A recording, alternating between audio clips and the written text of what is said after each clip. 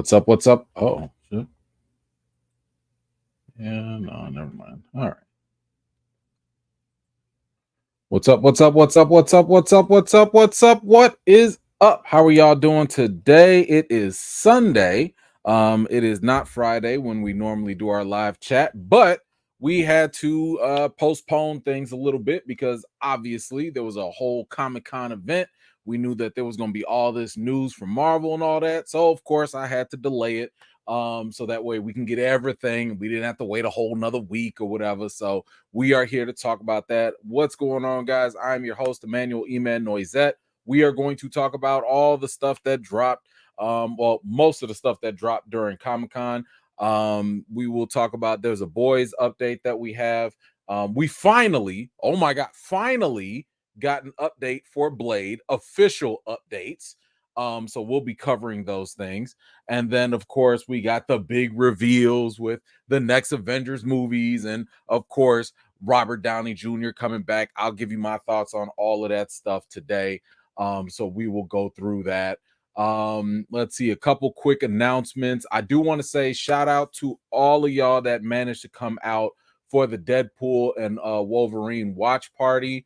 I had a blast. I think, at least from the feedback I've heard from y'all, that y'all have also had a blast with it. So I am so happy. Thank you so much for showing up. I really appreciated it. I got to see a lot of y'all in person. By the way, and I say this all the time, if I'm meeting you in person, I don't know what you look like. Okay? All I know is I see a little thumbnail about that big. And then, if that, I might recognize a face. Listen, y'all need to tell me y'all names. And if you don't want to tell me the government name, that's okay. Tell me the screen name.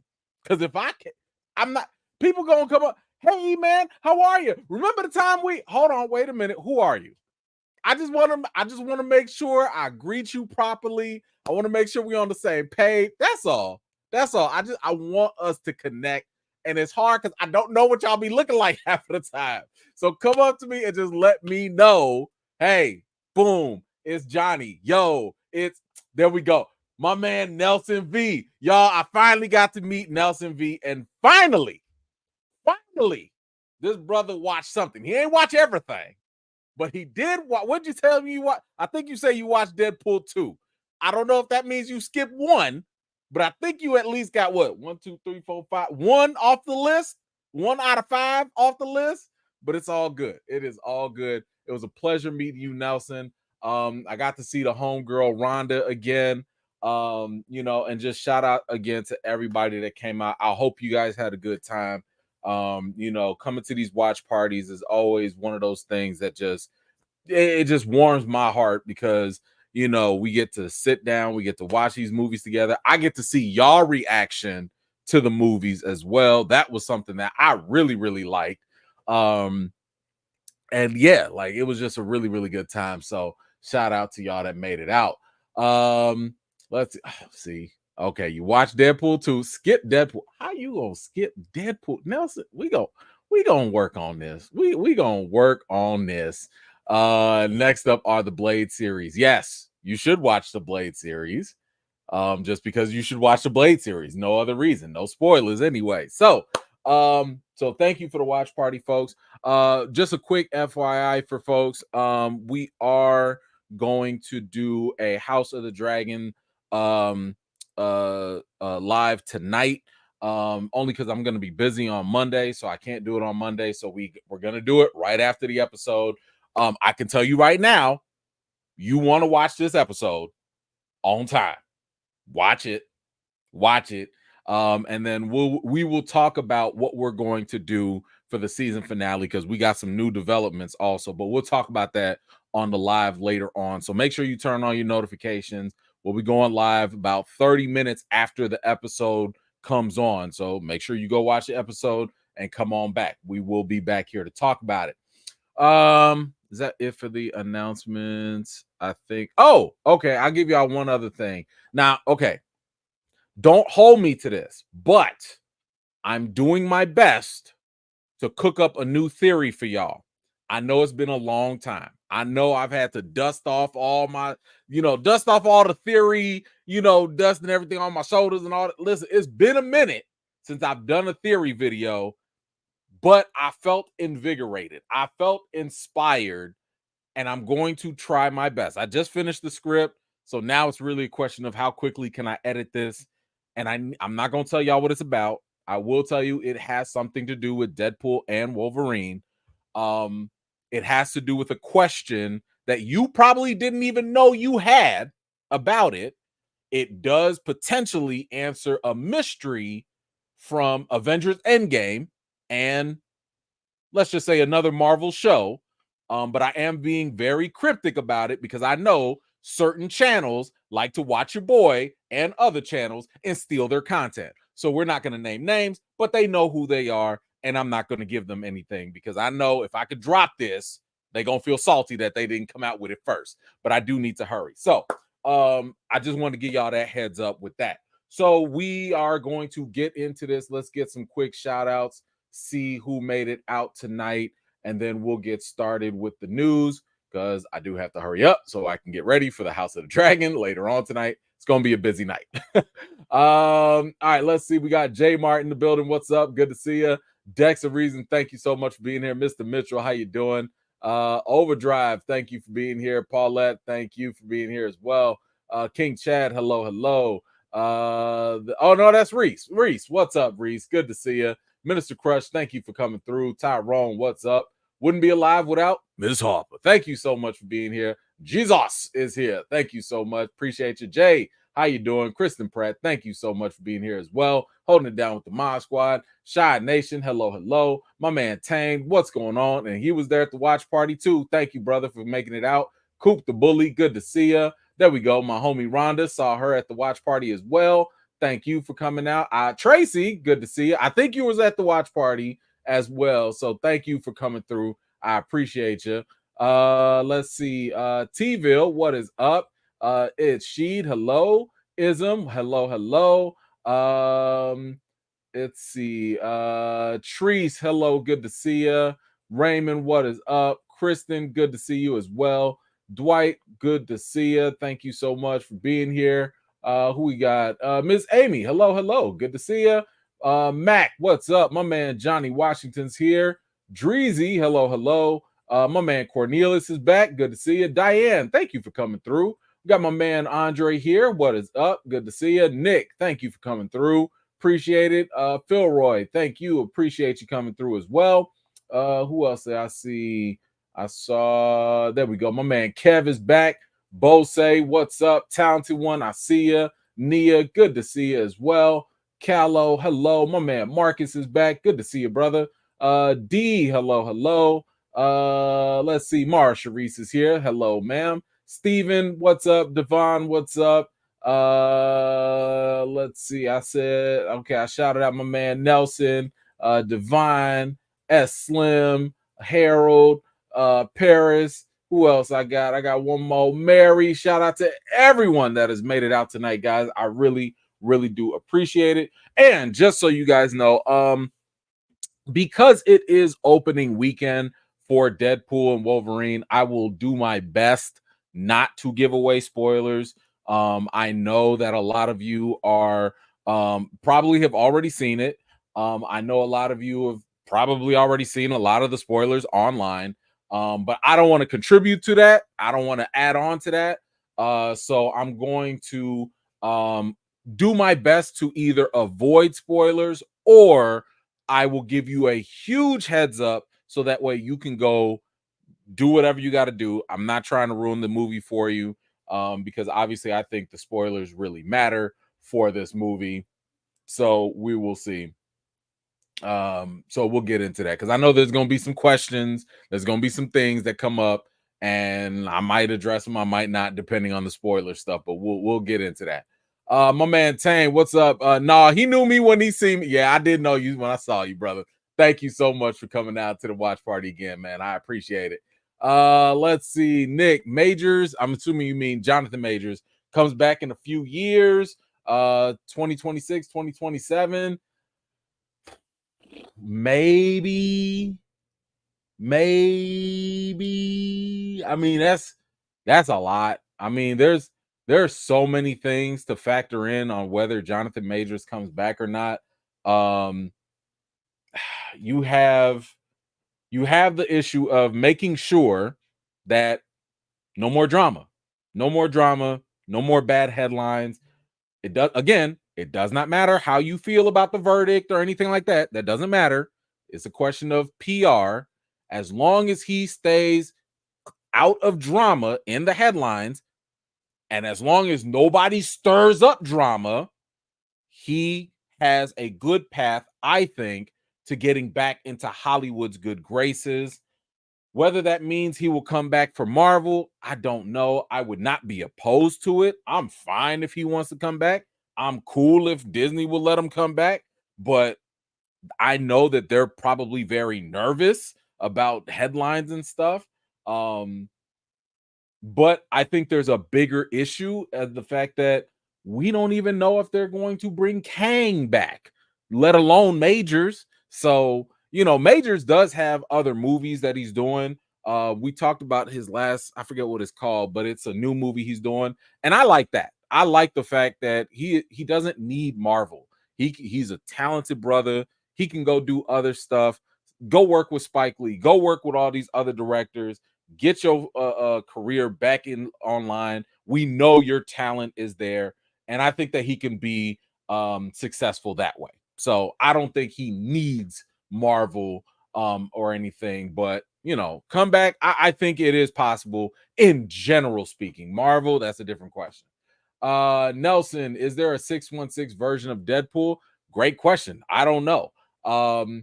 If there is, I would say that I think there is not one, and that could be possible. Because so far from what we can tell, there aren't a 616 version of X-Men that we know of, right? So I think it's probably safer to assume that this might just be a universe where Deadpool does not exist, or maybe he does not exist yet. I've seen Kevin Feige basically say that that Ryan Reynolds Deadpool is Deadpool Prime. So, it's possible that we just don't have one in the 616. And I'm okay with that. I don't mind that.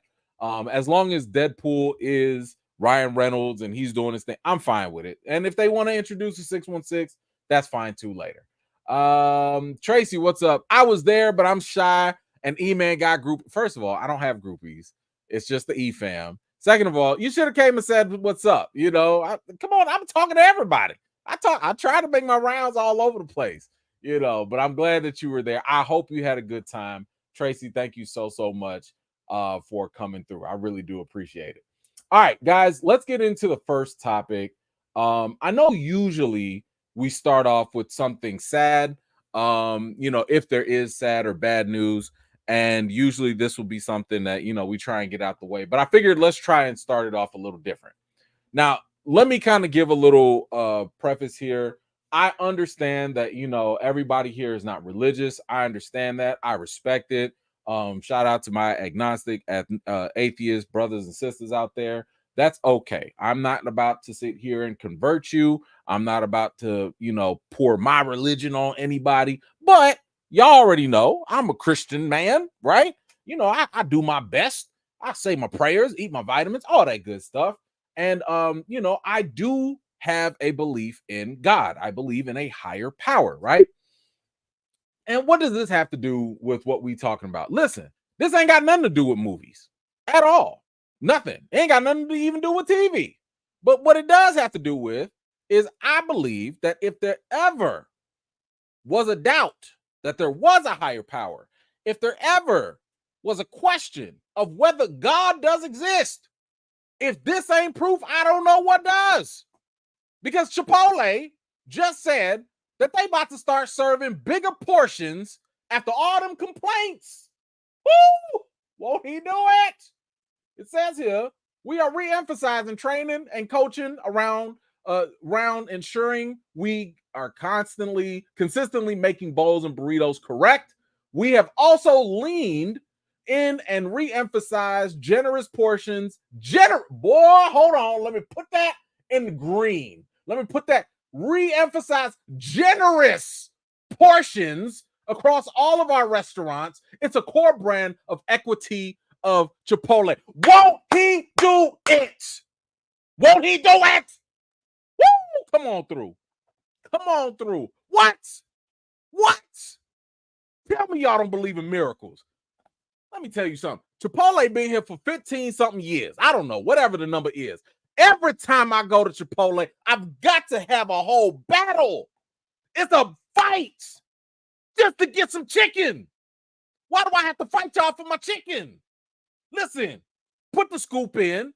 I don't want to have to make all these sneaky maneuvers just to get my meat. I'm already paying y'all for the double meat. You know the secret maneuver. You go in, you tell them, oh, I just want one scoop. And then you let them put that scoop in, and then you wait. And you be like, hey, can I get a little more? And then they give you that little straggle piece. They be like, and they always got to give you an attitude. Here go 2 more cubes of chicken. And then you be like, all right, now can I get the double scoop? That's how you really get more. But now we ain't got to fight no more. We don't have to be stressed no more. Come on. Whew. I feel like we should celebrate the lack of high blood pressure coming. Okay? I'm just saying. This is an absolute win. This is an absolute win. I'm just excited.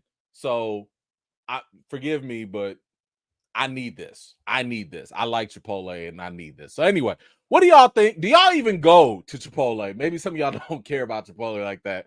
I personally love me some Chipotle, so I need those need them 2 scoops. I need them 2 scoops, to get that. But anyway, y'all let me know, what do you think? Is this a miracle? Because I'm just saying that, you know what? Let's see what other miracles could come through. Listen, when we put our voices out there, clearly it works. I'm gonna need McDonald's, your ice cream machine. I'm gonna need all that to work. Okay, we're gonna put that out. If one miracle could happen, another one can too. I need them ice cream machines to work. What else do we need? I don't know.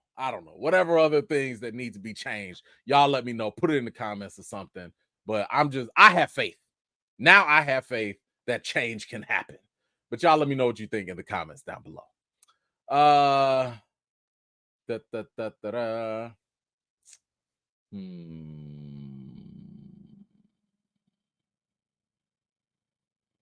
Okay, I'll save some of those for later.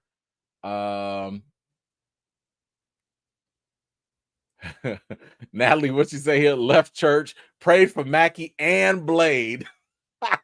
Well, hey, listen, we got something.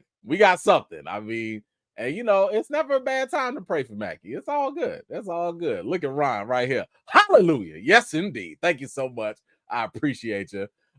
Natalie, what you say? Does Chipotle have 5 loaves and 2 fish, bro? Listen, I don't know, but I'm getting them 2 scoops of chicken. I don't know. They could save them loaves. Just give me my 2 scoops. That's all I need. Alejandro, I'm gonna come back to you a little later when we get on topic, man. Thank you so much, though. All right, let's get on to the next topic. We have I Am Legend 2. So, as you know, there is a sequel for I Am Legend that is happening. I Am Legend, if you recall, is the movie. Came out a while ago. I forget when it was. But it came out a while ago with Will Smith. And we found out that Will Smith was actually going to be teaming up with Michael B. Jordan to do this movie. But in addition to that, we also found out that this movie was going to be a direct sequel, but not in a traditional way. So they were actually going to do a sequel based off of the alternate ending on the DVD. So if you didn't know what happened, the original ending for I Am Legend, Will Smith took a grenade or whatever, and he didn't make it. But in the alternate ending, they do show you that he does find a different way and ends up making it, but it's kind of like a situation where humanity is still kind of at stake, right? So they are finding a way to continue that and to keep going. And I think most people probably wanted that alternate ending anyway. They were probably more in line with that to be a thing. So I was cool with the fact that they were doing it. But the question now was, who exactly are you going to get to be the director?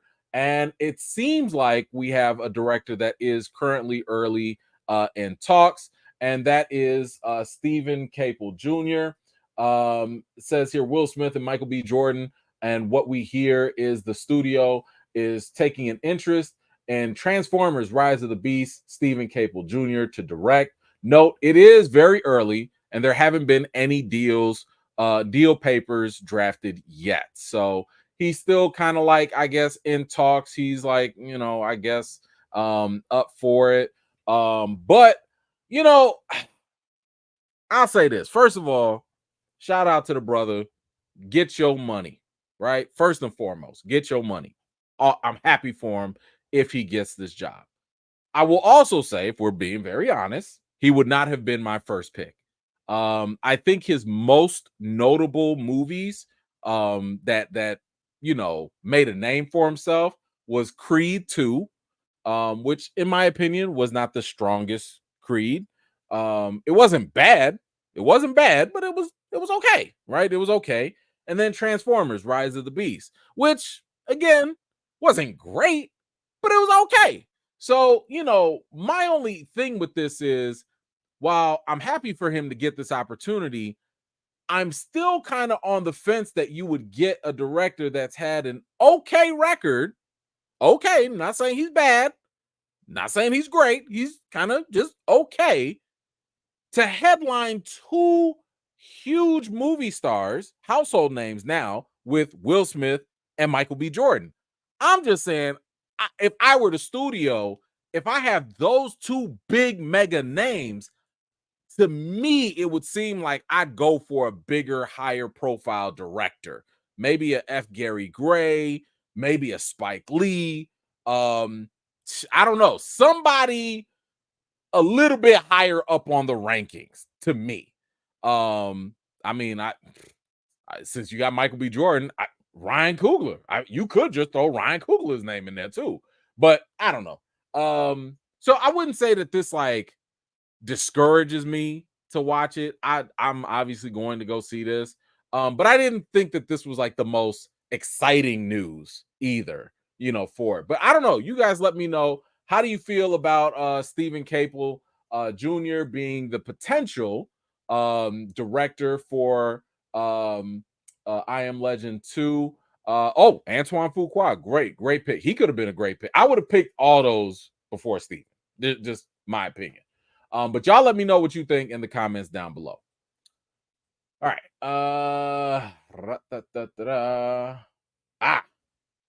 Dexter. So we find out that I've told y'all before, I've really enjoyed the show Dexter. Even though I thought that the series kind of went up and down, like one season was good, second season not so great, third season fantastic, fourth not so good, five really good, six not so good. It was always like a give and take. But overall, I think the show was pretty good.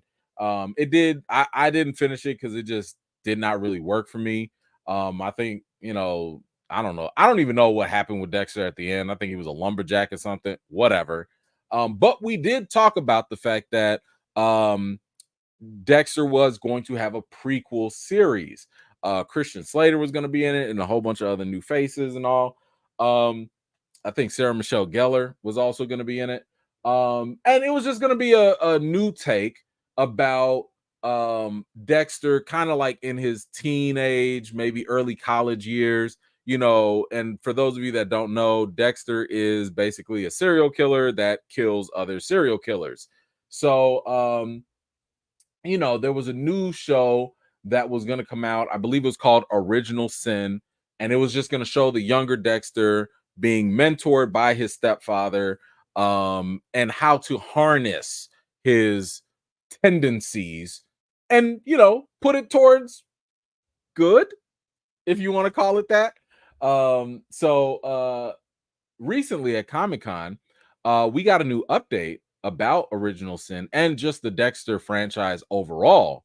And that update was actually that Michael C. Hall, the original Dexter, was going to make a return. Now, how exactly he's going to return in the prequel? My man's kind of old. It says here in Dexter Original Sin, Hall is going to serve as the narrator of the 90s set series, which will premiere in December. So I like that. He's going to be just the voiceover, which, if you watch the original series, he was the narrator for that as well. So, it makes perfect sense that he would also narrate his younger version self. But that was not all, because Hall is also going to star in Dexter Resurrection, which is a new series that's going to set in the present day as a follow-up to the last Dexter series, Dexter New Blood. And that is going to be coming out in summer 2025. So you're getting even more Dexter than you thought you were. I don't know. Now, again, I was cool with the prequel. I'm cool with the prequel.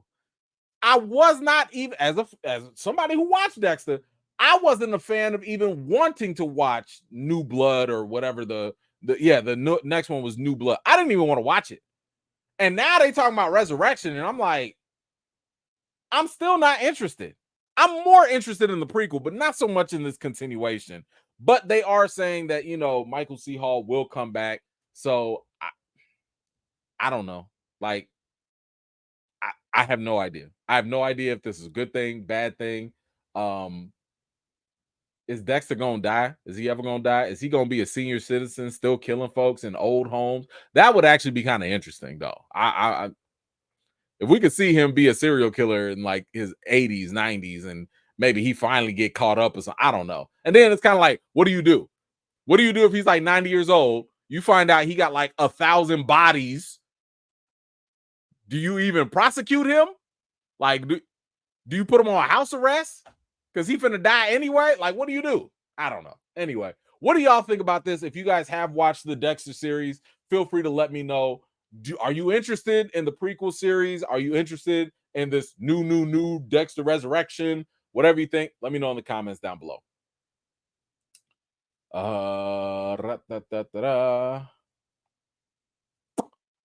We got some Batman spinoff updates. So, in case you did not know, Matt Reeves, who gave us The Batman with Robert Pattinson, he has always been working on these other setup stories and spinoffs and everything that he wanted to do for the franchise. We already know that the Penguin, that show is coming out relatively soon on HBO Max.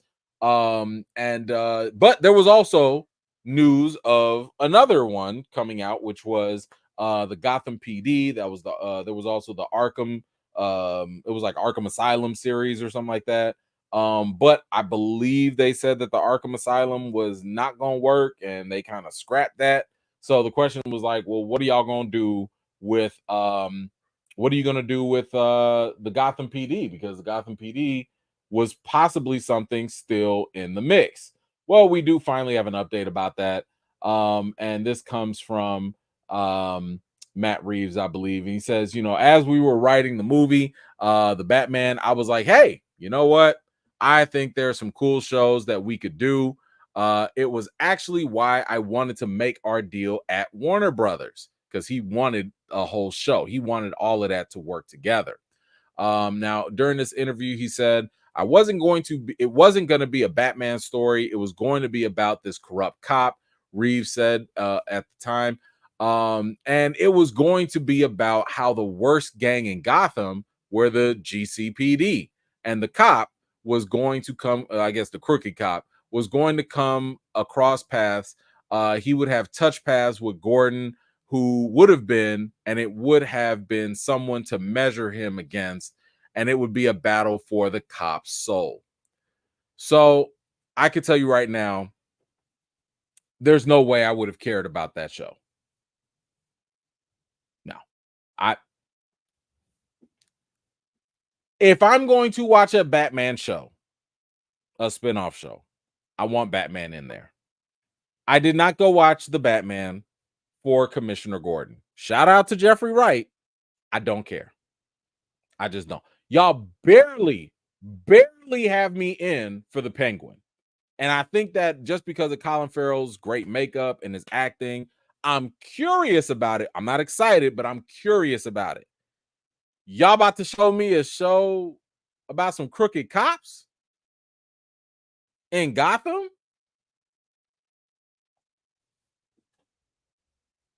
I don't care. I do not care. Just it's not for me. It's not for me. But it seems like, this was met with a little resistance from the top. Reeves said that these two ideas for spinoffs were tabled once executives at HBO, I'm assuming James Gunn and Peter Safran, were they offered their guidance for where Batman, the universe, should go in its move to television. And Reeves said they were like, we like what you're doing, and we want to lean harder into the marquee characters. And Reeves said this, adding that elements from the Axe Gordon PD show ended up finding their way into the Penguin. Thank you, James Gunn. Thank you. I think that that's actually the right way to go. I don't care about random cops being corrupt in the Gotham PD. Now, yes, I agree with that move creatively, that if you're going to give us the Penguin, which is still a stretch from a Batman show, it's still connected, at least show us some Gotham PD stuff within that show. You could you don't have to stretch this, because now you're stretching it real thin, because the further you get away from Batman, the less interested I believe the interest will be from most people, including myself. So if you want to sprinkle in corruption and the police and all that in the Penguin show, fine. Matter of fact, this would be a great time to just put everything in the Penguin show. I saw a report earlier saying that Harvey Dent, aka Two-Face, might make an appearance in the Penguin show. If that's true, great. Put it all in there, but don't be giving me 5-6 different stories for all of these characters. I don't need it. I don't need it. So I like that direction and that course correction, because the main attraction is Batman. It's not going to be all these side stories. Let's just be honest. It's just not going to work. It says here the Penguin is set 1 week after the conclusion of the Batman, and it will serve as a bridge between the two films, being the Batman 1 and the Batman 2, or part 2. That sequel won't land in theaters until 2026. Let me tell y'all something. I feel like we're going to be feasting once again in the movies when it comes to 2026, and probably a little 2025 as well. We're going to have a lot of movies that, like, at least because 2024 was okay, but we know a lot of things got delayed because of the strikes and stuff like that. But man, 2025, 2026, we're going to be feasting. I feel like we're going to get some stuff done. But anyway, y'all let me know, how do you feel about the whole Gotham PD thing not really moving forward, baking it into the Penguin series? Did you want to see more spinoffs? Maybe you feel different. I don't know. Whatever you think, let me know your thoughts in the comments down below. Hold on.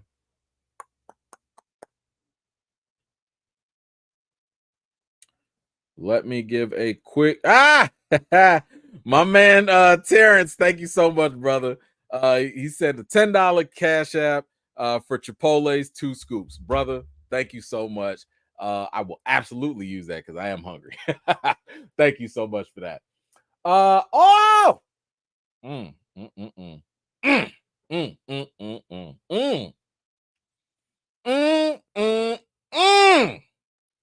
So you guys know that usually we will sit here and, when there are certain scandals about, we sat here and talked about Jonathan Majors. We sat here and talked about Ezra Miller and all this stuff. Listen, we talked about some things, right?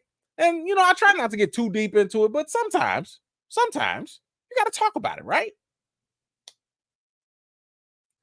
But when we have all this drama happening with all these younger actors and situations and whatnot, I think it's only fair play that we don't exclude some of the other people that might have some situations going on. And I don't know if y'all recall, but this is Francis Ford Coppola. Now, if you recall, Francis Ford Coppola is responsible for the Godfather trilogy, arguably one of the best movies out there, movie trilogies out there, all that good stuff, right? And if y'all also recall, Francis Ford Coppola has come out for whatever reason and just randomly attacked comic book movies for whatever reason. I don't know. He just does it. But it seems like sometimes you should not throw rocks. Don't throw stones in a glass house. Now, as much as he came after comic book movies, his Megalopolis or whatever his movie is, it's already getting trashed. It's already getting trashed. But I think that that's the least that he can worry about at this point, because my man's got some accusations that he gonna have to deal with. And I'm gonna need him not to look at no more comic book movies at all until he works on this whole situation that he's got going. It's a little long, but I feel like he needs the time. So it says here, video has surfaced of director Francis Ford Coppola that shows the legendary director trying to kiss young female extras on the set of his ambitious sci-fi epic. Two sources told Variety that Coppola appeared to act with impunity on set, and unlike traditional movies, Coppola financed the entire film, $120 million. So there were none of the traditional checks and balances in place. The video would appear to corroborate a bombshell report of let's see. Oh, this was by The Guardian that claimed that the 85-year-old director tried to kiss some of the topless and scantily clad extras and told them he was trying to get them in the mood. You big nasty. Ugh. The filmmaker kept leaping up to hug and kiss several women, often inadvertently inserting himself into the shot and ruining it, which the source said was unusual. Brother, what? Sir. Why are you so nasty?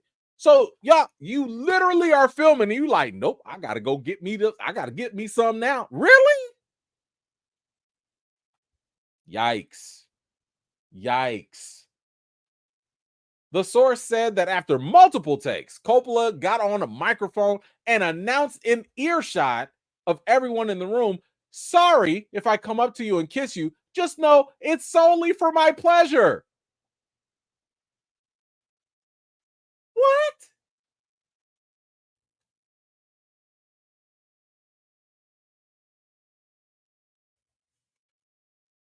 I don't know about y'all, but I really feel as though, I don't know, there's something going around with very old men that are showing signs of cognitive decline and that also are exhibiting morally poor behavior.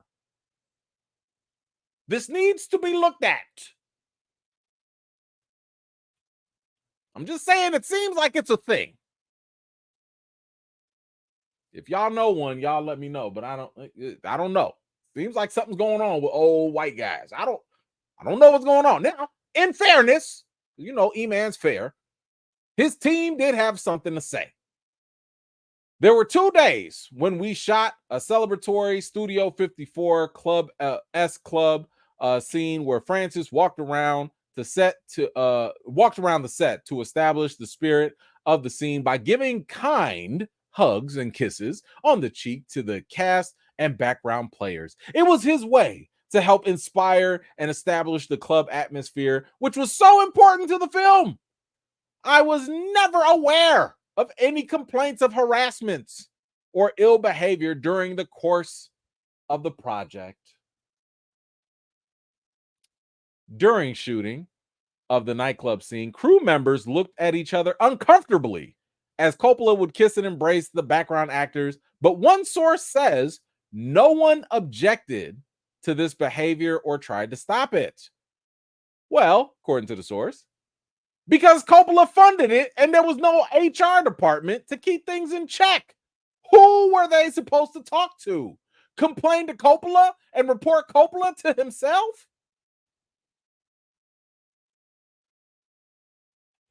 One man should not have all that power. Wild. Anywho, I just think that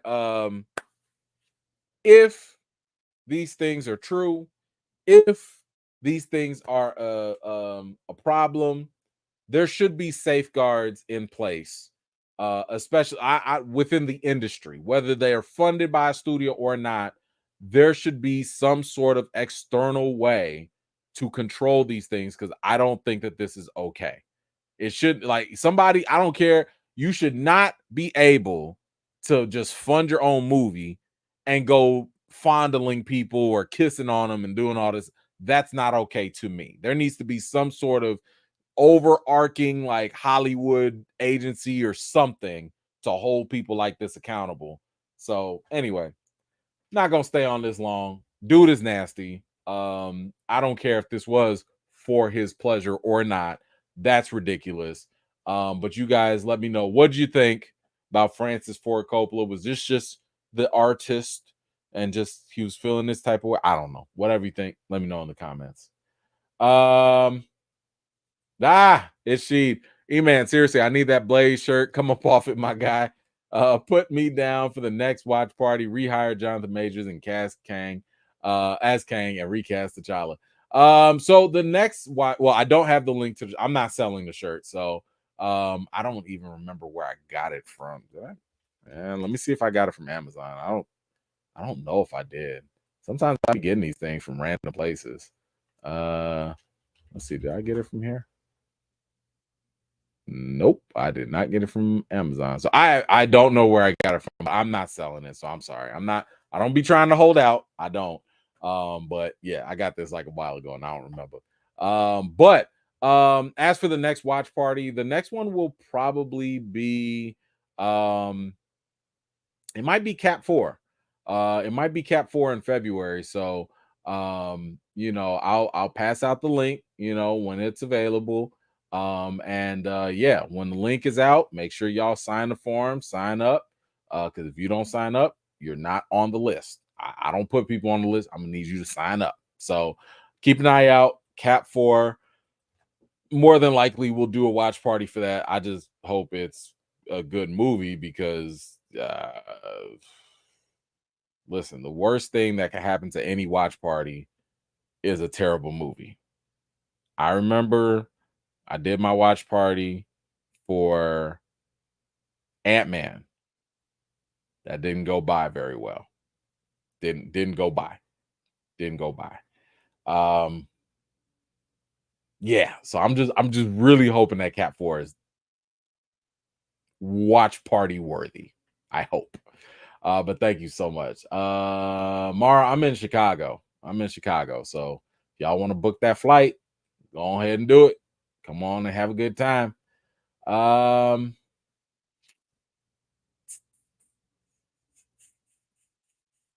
Okay. I will get to JN and Alejandro in just a moment. All right.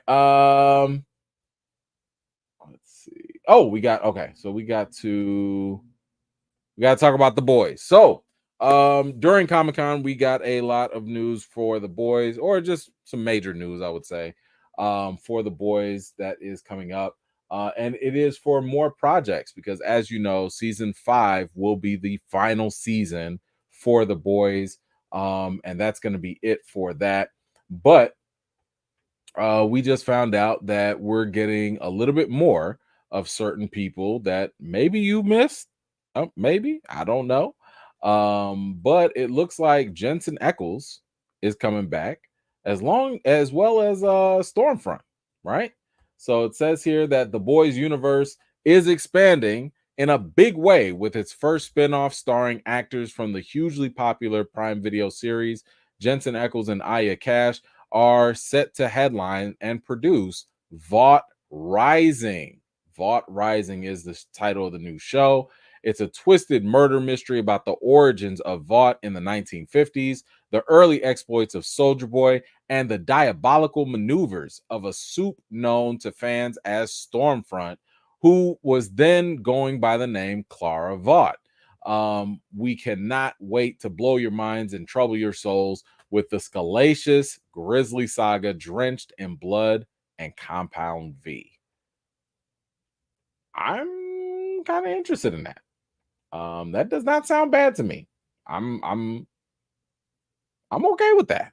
We got the showrunner, Eric Kripke. He said here that Vought Rising will be like the LA Confidential, but with superheroes. He said, when I went to Amazon to pitch spinoffs, I came with two, Gen V and Vought Rising.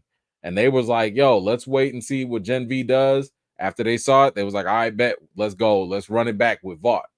So as for Eccles, who's coming back as Soldier Boy, Kripke said he's going to be in season 5 quite a lot. We want him to be a big character. There's a lot of good father-son emotion between him and Homelander that we never really got a chance to play with, and that's we're really interested in. I like that. I like that. So for the Vought Rising stuff, I mean, I think that there's very, very good potential there. As man, Stormfront, that was a character I did, boy. They made you hate her. I mean, she was a whole Nazi, but man, they made you hate her very good, right?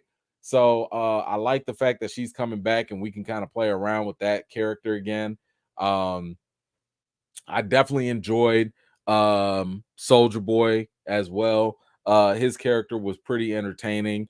And I like the idea of not only showing their origin, but I like the fact that he's coming back for season 5 because I like that, man. That whole interaction with him and Homelander, I thought was fantastic because we know Homelander, he got them psychological issues, right? And he wanted daddy and all that stuff. And at the same time, like Soldier Boy is like, nah. Soldier Boy was looking at Homelander the way Otto was looking at Aegon. Was just like, you feckless lick spittle. I don't like you. You're weak. You're nothing. And you ain't gonna never be nothing. Woo, man. You saw Homelander's whole face just crushed. Saw his heart just break. Woo, cannot wait. But it's gonna be interesting. It's gonna be interesting to see what they do with this and how far they push it because man, Stormfront, man, she was really like she was getting on my nerves for real. Like I really was sitting here like, how y'all gonna kill her? I don't want to feel this way about nobody. But it's a handful of people, usually in Game of Thrones, that I do feel like that. And she got on the list because she was an ugly racist.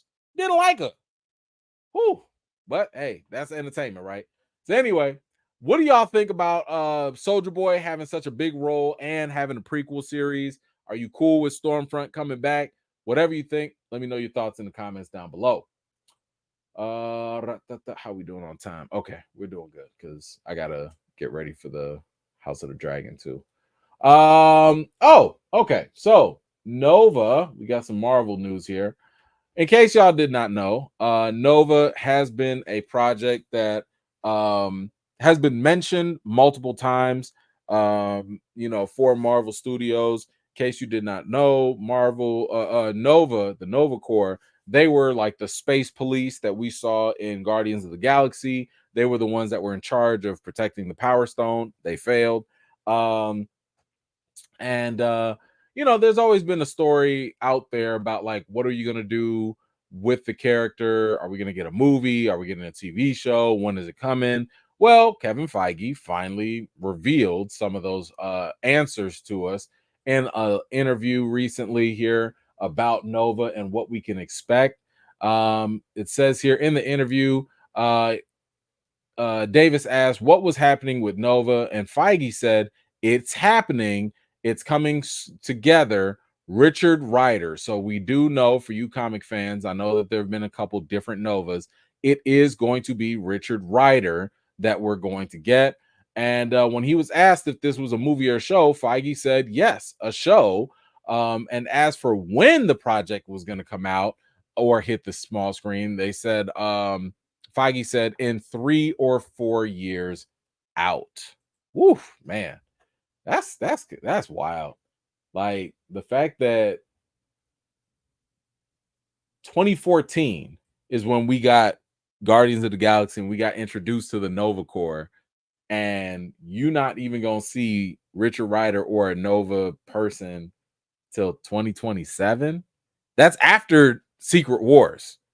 That's after Secret Wars, if I'm not mistaken. So, well, it's coming as a no, 2027, 2028. So, whew, man, they are definitely going to be there's going to be some work with that. I'm wondering if there's still going to be interest in it, what the story could potentially be. I don't know. Nova is not a character that I've really been excited about, so I'm not holding my breath with it. But I'm cool with it for the people that enjoy it, that want it. So that's fine. But anyway, y'all let me know. Are you excited for Nova? Is this something or character that you're interested in? Whatever you think, let me know your thoughts in the comments below. Um so this is what I really loved about this week is that we finally started getting some official updates. So when it comes to the Eternals, we had only been hearing reports, right? We heard rumors that yes, the movie was in development, and then a couple years later, we're hearing like, nah, it ain't really finna move forward. But now we actually have word from Kevin Feige himself, so now it's like we don't have to guess. We know now whether it's moving forward or not. And he spoke on it finally, right? So here's the official word on the status of the Eternals sequel. Kevin Feige says there are no immediate plans for Eternals 2. There are, and I think you've seen maybe in a trailer we've released recently, an acknowledgement to some of those events, certain giant things coming out of the sea.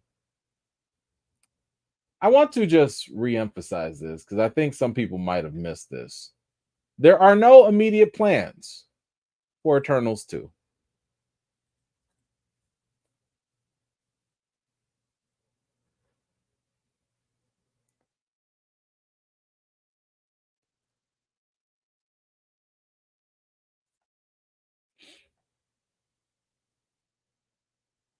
Oh, I know some of you are heartbroken.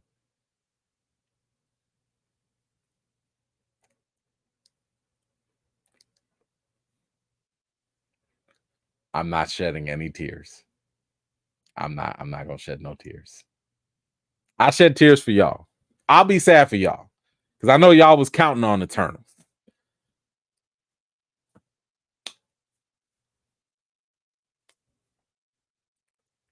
But it's not happening. So, what do we do? Hey, how many of y'all been talking about what's up with the big old celestial though? At least we getting that. At least we getting that, right? I'm sorry, y'all not gonna figure out what happened to Icarus. Is that his name? I don't even know. I don't know their names. I don't care. I did not care about Black Knight Smith, the Kit Harrington, Jon Snow dude. I don't care. I don't even care about half of them in there. It's fine if you want to bring the Eternals in the background as supporting characters for other stories. I'm cool with that. I did not need another movie. That movie was not going to work. It juggled too many characters. It tried to do the love thing. It did not work. I'm sure it worked for some of y'all, But overall, it did not work. So anyway, hold on. I think, are there some new people in here? Y'all didn't get the news? Hold on. Let me read it one more time for the people that didn't get the news. Let me go ahead and put it here. I'll make it a little bigger for some of y'all that might have missed. You guys might have missed the update. So let me make sure we get that there for you. There are no immediate plans for Eternals 2. Okay. Is everybody on the same page? We all good here? Yeah. We're all good? Yeah. Hey, can you guys do me a favor? We cool, right? Can y'all do me a favor? Can y'all go to Just My Opinion Reviews and let him know this news? I don't know if he got it. That's the only thing. And I care about my brother. Now, yeah, I got his number. You know, I got his DMs but I feel like it'd be better if like y'all told him. I feel like if y'all could go just on his next live, just be like, hey y'all, E-Man said what's up. Shout out to you. But I feel like this because he loves this movie. So I care about him. I care about what he cares about. I know he loves Eternals. So if y'all can go to Brandon K. Avery's channel, Just My Opinion Reviews, and just share the news with him. I know it's gonna be hard. I don't have the heart to tell him. That's all. I can't. That's my boy. That's my boy. I can't give him the news. If y'all can give him the news for me, I'd appreciate it. Thank you. Thank you. Oh, it's hard. It's just hard. Anywho. So what do you guys think about this tragic news that Eternals 2 will not be moving forward? There are no immediate plans. You guys let me know your thoughts in the comments down below. JM, what you got? Eternals was okay, just needed a different director. I think it needed more than that. Needed a different director, needed a different writer. Yeah, just something. There he is. There he is. Damn, man. Which one of y'all called him? Well, since he's here, let's just go ahead and share the news. Hey, B, I'm sorry, brother. I'm mad that you had to find out this way, but this came from Kevin Feige himself. He said that there are no immediate plans for Eternals 2. Man, I hate that you had to find out this way, man. I'm so sorry. I'm so sorry, man. I was trying to have the people let you know, man. I didn't want to have to break the bad news, but I'm sorry. I'm sorry. Yeah, I don't have to run from anything because there are no immediate plans for this movie. So there's nothing to run from because there's nothing to run to either. So guess we'll leave it at that. Anyway, guys, let your thoughts be known in the comments. Thanks for that, JN. I appreciate you. Let's move on to some happier news. Oh, I like this. So, Deadpool and Wolverine. Again, we're going to try our best here to keep it spoiler free because a lot of people still have not seen it. One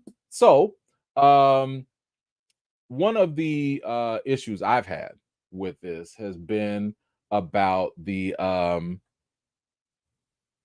all the leaks and stuff. I did not like the fact that we had so many leaks. I did not like the fact that, people just kept on trying to spoil this stuff for us online before the movie came out. To me, not a good move. Not a good move. It's Bush League. I don't like it. But it seems like it wasn't just random people online.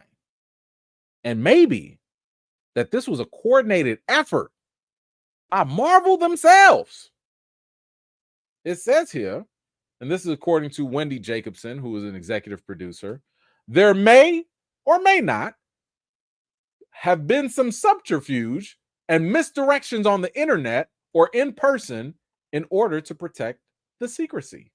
I can neither confirm nor deny any cameos in this film, but I will say, in terms of characters that may or may not appear, it was always important to us that nothing in the movie feels like a gimmick. Anyone showing up has a crucial story, purpose, or a beginning, middle, and end as a character arc. It was definitely a collaborative process of seeing who fit in and who didn't. Great. Listen, if Marvel is out there spreading lies online to make all these rumor people look questionable, if not bad, I support this. Fight fire with fire.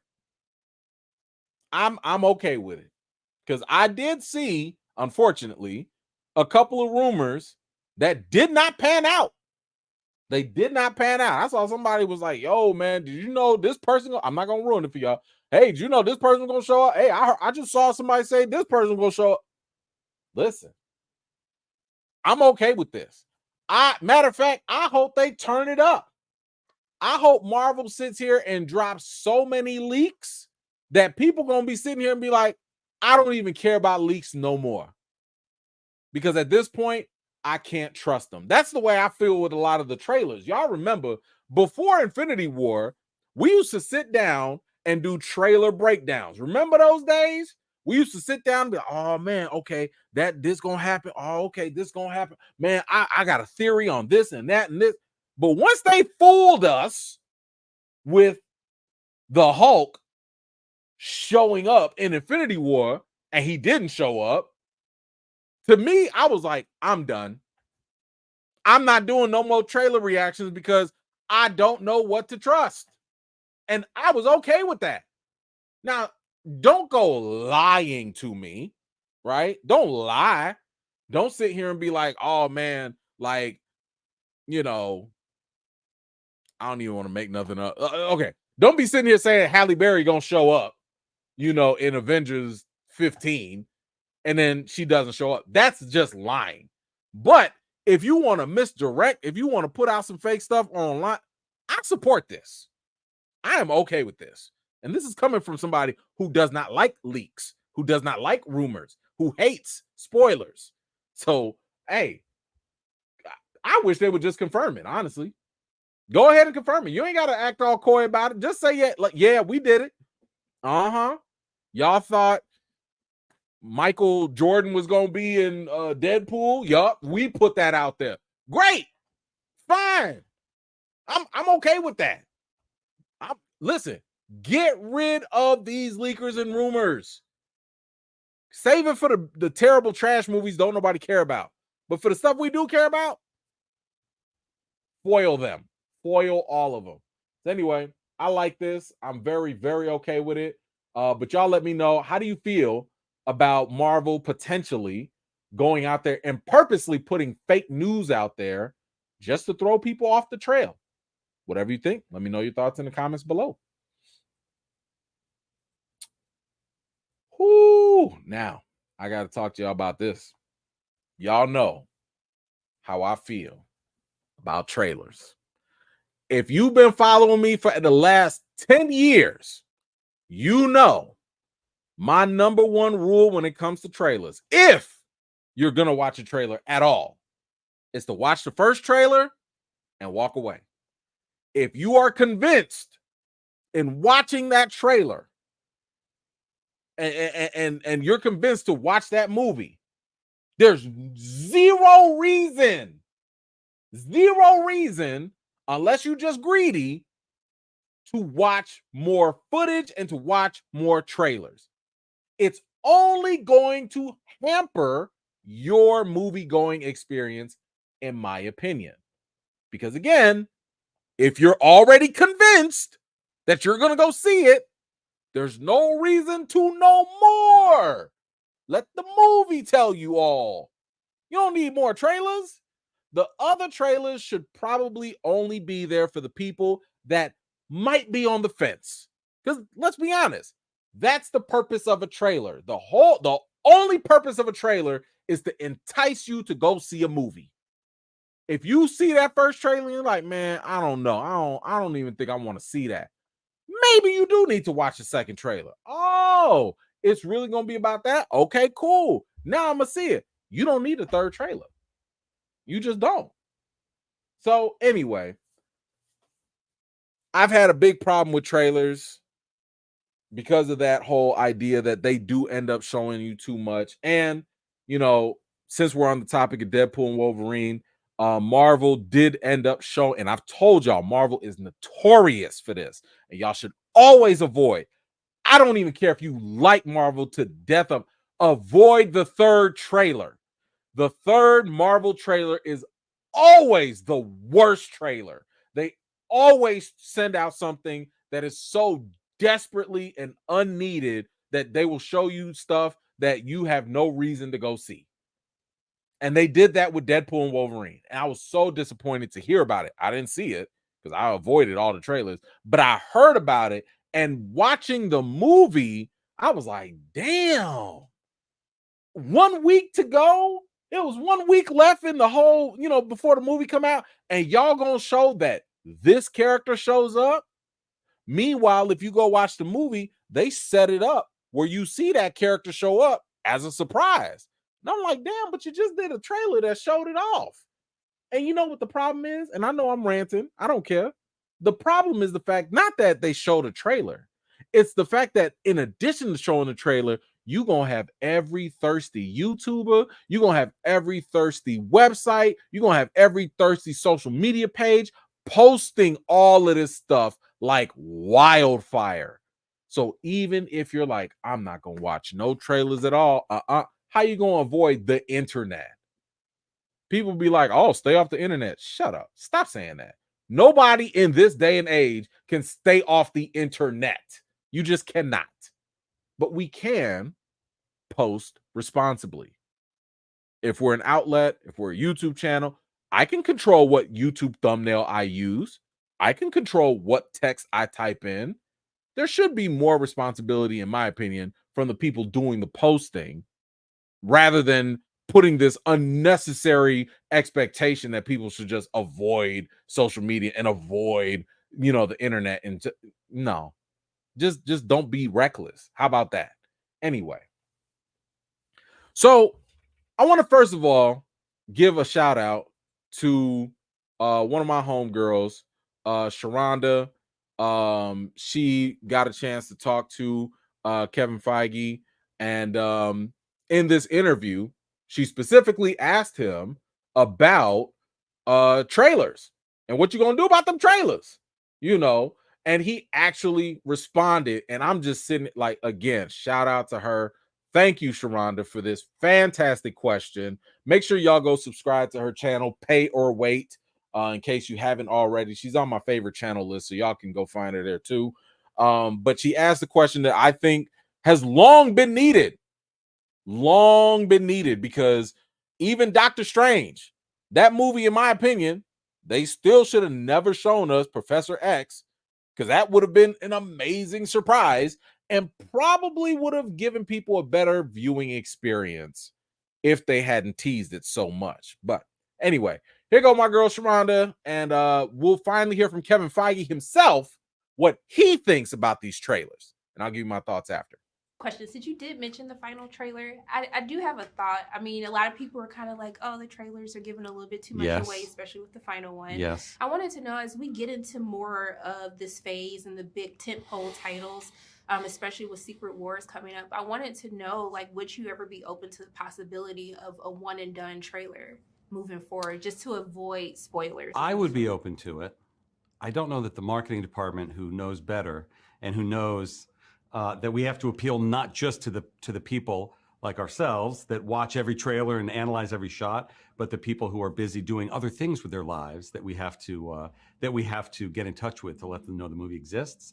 So that's always the push and pull between the filmmakers and the marketing team, whose job it is to get as many eyeballs as possible onto a project. So I don't disagree, and I know people who purposely stay away from all marketing. If you're already interested in the movie, stay away. Yeah, I don't watch trailers. Yeah, smart. I feel like we can change minds though. Right. Just for the big ones. Right. I'm gonna still keep hope alive. Well, you're right, and there are lots of things people don't know about yet in this movie. So there's certainly a lot held back, and I think about Avengers Endgame, where the entire marketing was literally only based on the first 20 minutes of the movie. Oh yeah, y'all so did. They did a good job, at that. But I mean, Okay. Again, shout out to Sharonda for that fantastic question. Even Kevin Feige agrees with me. y'all heard this man say something very familiar. If the trailer's already got your attention, what you got to watch more for? Yes. Oh, it just feels good to be validated sometimes. That's all. It just feels good. But unfortunately, Kevin Feige, which I find this, it's not hard to believe, but I do believe that it's frustrating to find out that the head of a movie studio has zero control over the marketing department of his own movies. And I know that the marketing is more so a Disney thing.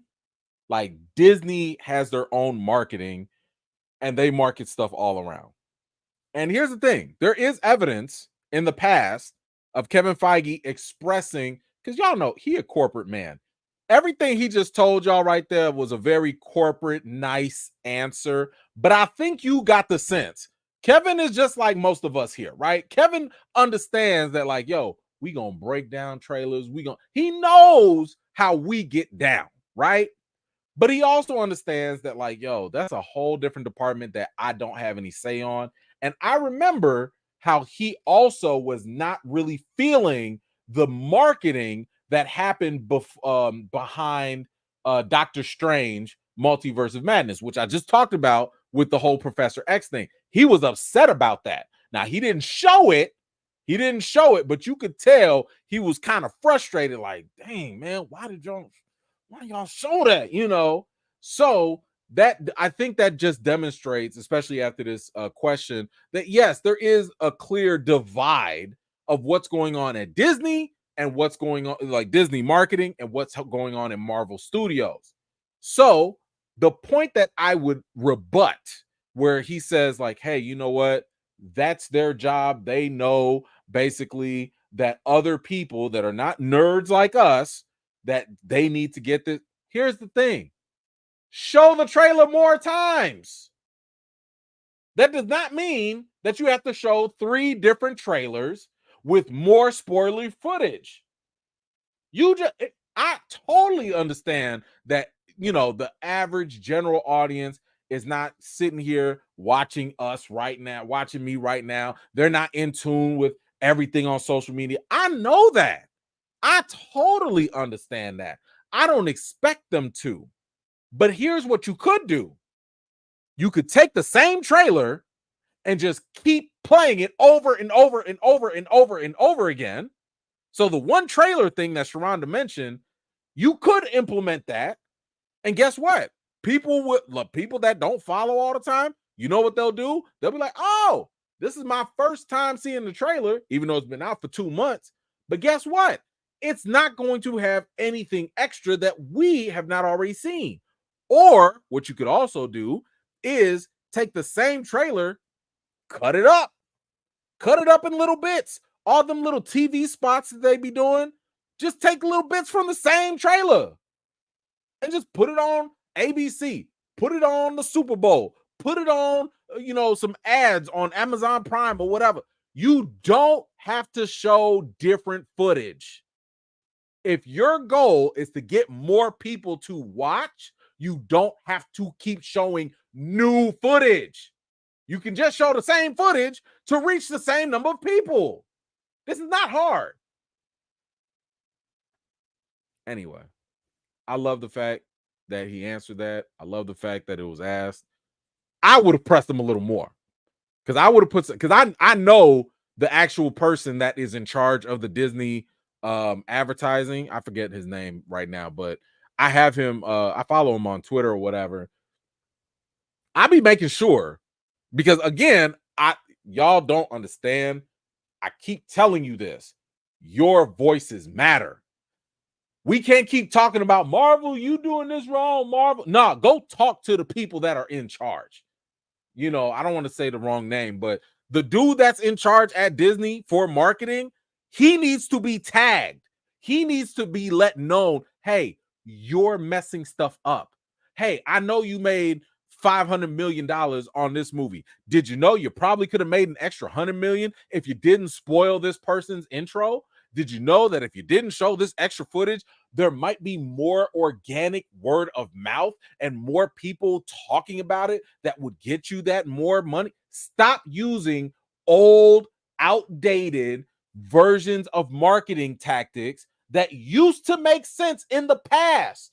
It made sense back in the day to put multiple trailers out when TV was the only thing we had. We got the internet. There are some people that find out about movies on YouTube channels before they even watch it on regular TV. What is the disconnect? There's clearly a disconnect. So y'all got to get out of that old frame of thinking. Get it. Listen, I've seen even artists sit here and debut. I think it was Drake that sat here and gave a debut song to Kai Cenat. My man didn't go through the old way of doing things and putting it on an album, putting it on a billboard. No, he said, "Yo, this young brother has millions of viewers. Let me do this here." That's innovative thinking. Yes, I think that was it. Thank you so much. I think it is Asad Ayaz. I think that is the guy who is in charge of the Disney marketing. Go tag him. Go let him know, not saying harass him, but when these trailers get out of pocket, he's the one that needs to hear that. He's the one that needs to see that, because clearly this disconnect is not working. And I don't like that. I really do wish Marvel Studios, and I don't know, maybe we need to talk to Bob Iger. I don't know. Maybe we got to talk to Bob Iger about this. But Bob Iger needs to reconfigure Disney and say, like, yo, you know what? We gave creative control to Marvel to do their own thing or whatever. But now what needs to happen, Marvel needs their own specific marketing team. They know their content better than anyone else. And more importantly, they know their own base more than anybody else. I agree that we absolutely need to grab general audiences because that's how you get to 1 billion, right? But at the same time, if y'all keep compromising yourselves, you have no idea how much success you could have if you keep eating your own tail by showing too much. Anyway, I like this. I'm glad that he at least spoke on this. So yeah, y'all let me know. What do you think about what Kevin Feige had to say about the trailers? What do you think about, should they just stick to one trailer? I don't know, maybe you think that their current method is fine. Whatever you think, let me know your thoughts in the comments down below.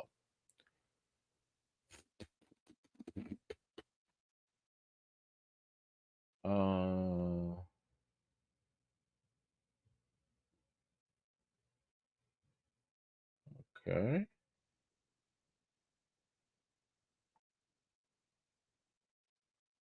Ooh.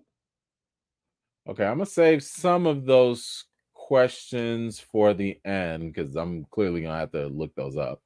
So I will get back to a couple of those. Quiet one. What you got? Trailer or teaser trailer equals make up my mind. Official trailer I may watch. Sometimes it shows too much. Second and third and TV spots have ruined a lot of movies for me. Same. Like, if it were up to me, I would say stop at a teaser trailer. Now I know that's extreme for some people, but that's where I would feel comfortable most of the time. In recent times, the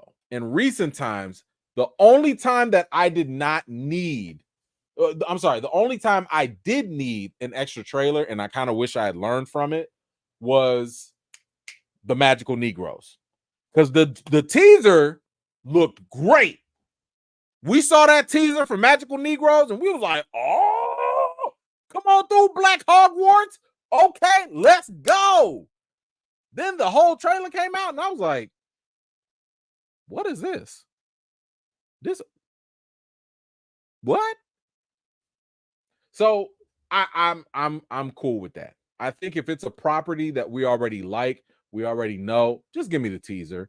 If it's something unknown, I might need a teaser and a trailer. I might need a little bit of both. But if it's something I already know I'm like, I know the franchise, I'm in it already, I'm good with a teaser, and I'll be in there and be just fine. But thank you so much, Quiet One. I appreciate you. JM, what you got? But Disney failed with marketing Ant-Man 3, the Marvels, and some of the animation films the last couple years. So your point is more than valid. I mean, listen, maybe each studio needs their own marketing department. Maybe having just a one big catch-all is not ideal. I mean, this is not the first time that you've heard people complaining about trailers. And I'm not just talking about us. I'm not talking about me. I'm saying, like, over time, we've been hearing these stories about trailers ruining the movies. And it's like, yo, at what point, like, why can't y'all be like Chipotle and just change?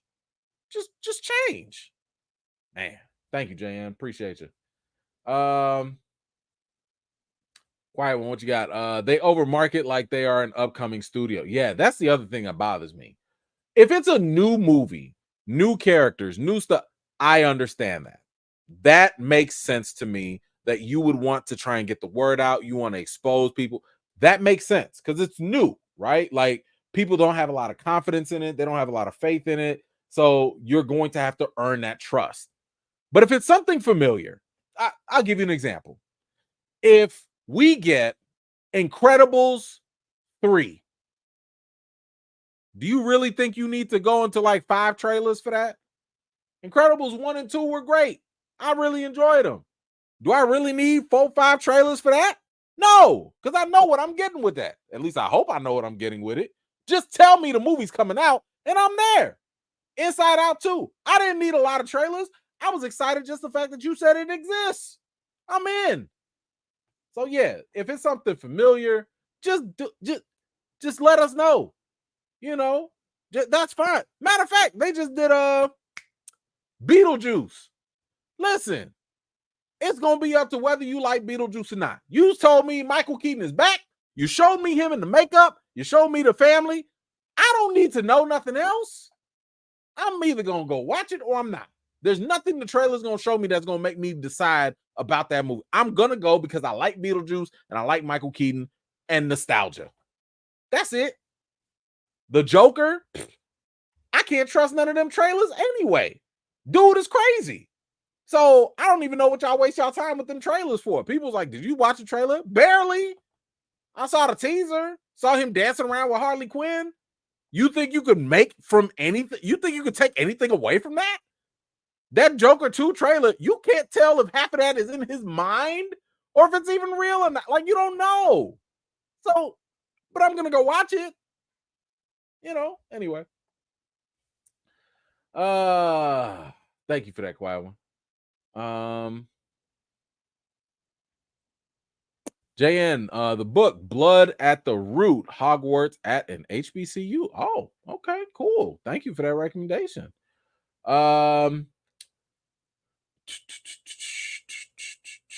Alejandro, what you got here? Either they have some internal info we don't know, or they are out of the loop. It's common sense to me.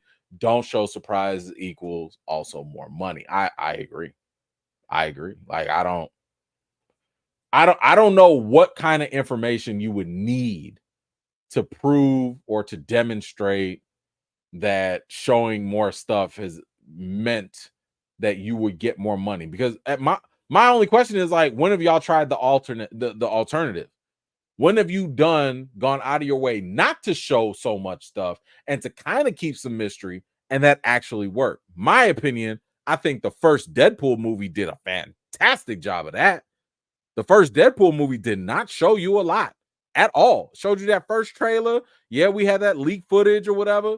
After that, it was off to the races. And that movie was fantastic. Anyway.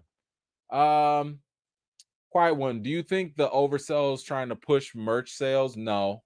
I mean, merchandise does matter. It does matter because that's a lot of money that they don't have to split, right? So the merchandise is huge.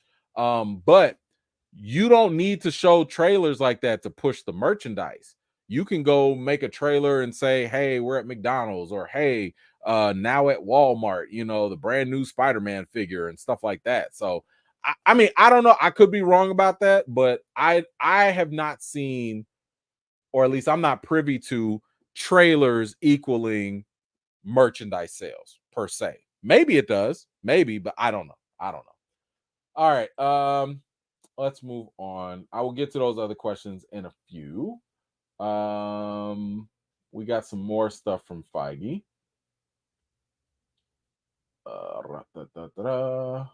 Okay.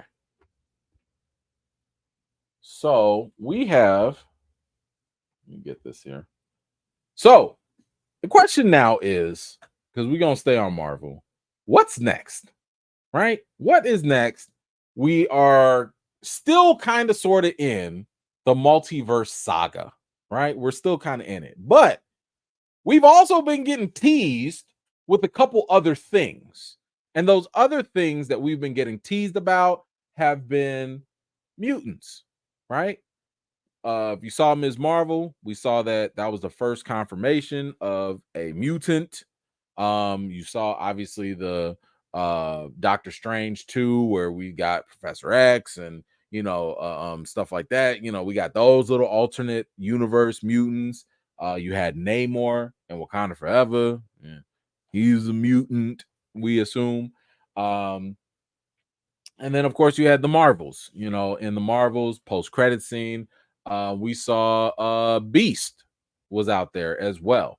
So we have these moments where clearly, the mutants are making their way, and Kevin Feige specifically, he had, some he wanted to contribute and talk about what that actually means moving forward for the MCU. So he does end up saying here, and this also had to do with whether things were going to be rated R or not. It says here, in the rated R aspect, Feige suggested you may not see an R that often or ever, but didn't fully elaborate on when and where we can see a rated R rating, for a film in the future. He does go on to say here, though, that every Marvel film is important, and there's nothing better than a great movie for a cinematic universe. I think a lot of people talk about the R rating, and is every Marvel movie going to be rated R after this? And the answer is, of course not. But I hope every movie after this embraces its tonality the way Deadpool and Wolverine and the team does. So, speaking of rated R, the question was kind of like also, we're moving into mutants. We see that, Deadpool is clearly rated R. We've had only one report kind of sort of talk about Blade was going to be rated R, but nothing really official. And the question is like, and I've been saying this before, is Marvel finally going to grow up? Because a lot of the people that started watching Marvel in 2008, let's say, I don't know, you were 10 years old. Let's say you were watching Iron Man in 2008 and you were 10 years old. I mean, a lot of time has gone by. You're probably in your 20s right now. I'm pretty sure you can handle some rated R content, right? So, I don't think personally that every Marvel movie needs to be rated R or anything like that. But I do think that, you need to not be afraid of it at this point. If it's the Punisher, it needs to be rated R. If it's Blade, it needs to be rated R. If it's Deadpool, it needs to be rated R. Now, if it's Fantastic Four, nah, you don't need a rated R Fantastic Four movie. It's not necessary, right? Like, that's not part of the content. If you're giving us a Wolverine movie, yeah, we need that to be rated R. So it does come with some checks and balances, but at the same time, don't force things to be rated R that don't need to be, and don't force things to be PG-13 if that isn't inclined with the nature of the content or character either. If it's bloody and violent, let it be rated R. We are all grown at this point, and honestly, I'm sorry, I don't really see the MCU 33, 34 something movies down the line, 10, 15 TV shows down the line, starting to still bring in new people. At this point, it feels like you either in the MCU or you just not yet. I don't think we're at that point anymore where this is still a new thing for people and a bunch of new audiences are coming in. I just don't see that happening. I feel like we're too deep into the game. You're either in it or you might be a latecomer, but I don't think we're going to get millions of new people where you have to just keep on leaving it PG-13. So anyway, he also goes on and says about the mutants and what we can expect. He says here also the after is clearly now that we have characters from the X-Men world, the mutants we haven't had access to before. So this is the beginning of that. And every movie post Deadpool and Wolverine will be the mutant era coming into the MCU. All right. It's official, y'all. Coming from Kevin Feige himself, it is official. We are now in the mutant era. So everything and anything you see here moving forward, we are going to be, it's going to have something to do with mutants. And this is great, right? To me, this is fantastic because I've always told y'all one of my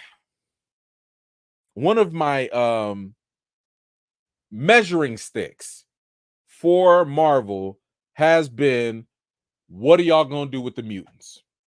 Because I know some people are like, Marvel's trash, Marvel's not doing nothing, Marvel's dead. I get it because I mean, heck, even Marvel made fun of themselves and they know they've been lacking. But my question has always been, what are y'all gonna do when you have your main hitters? When you don't have your hands tied behind your back anymore, when you have all your character rights back, or at least most of them, what are you going to do then? I'm judging Marvel based off of what they do with their A-list characters and not with a bunch of B-list characters. Because to me, that's a lot of untapped potential that we have yet to see. I need to see, what do y'all X-Men movies look like versus what we got with Fox? I need to see if y'all do a solo Wolverine or whatever movie, an X-Force. Oh my God.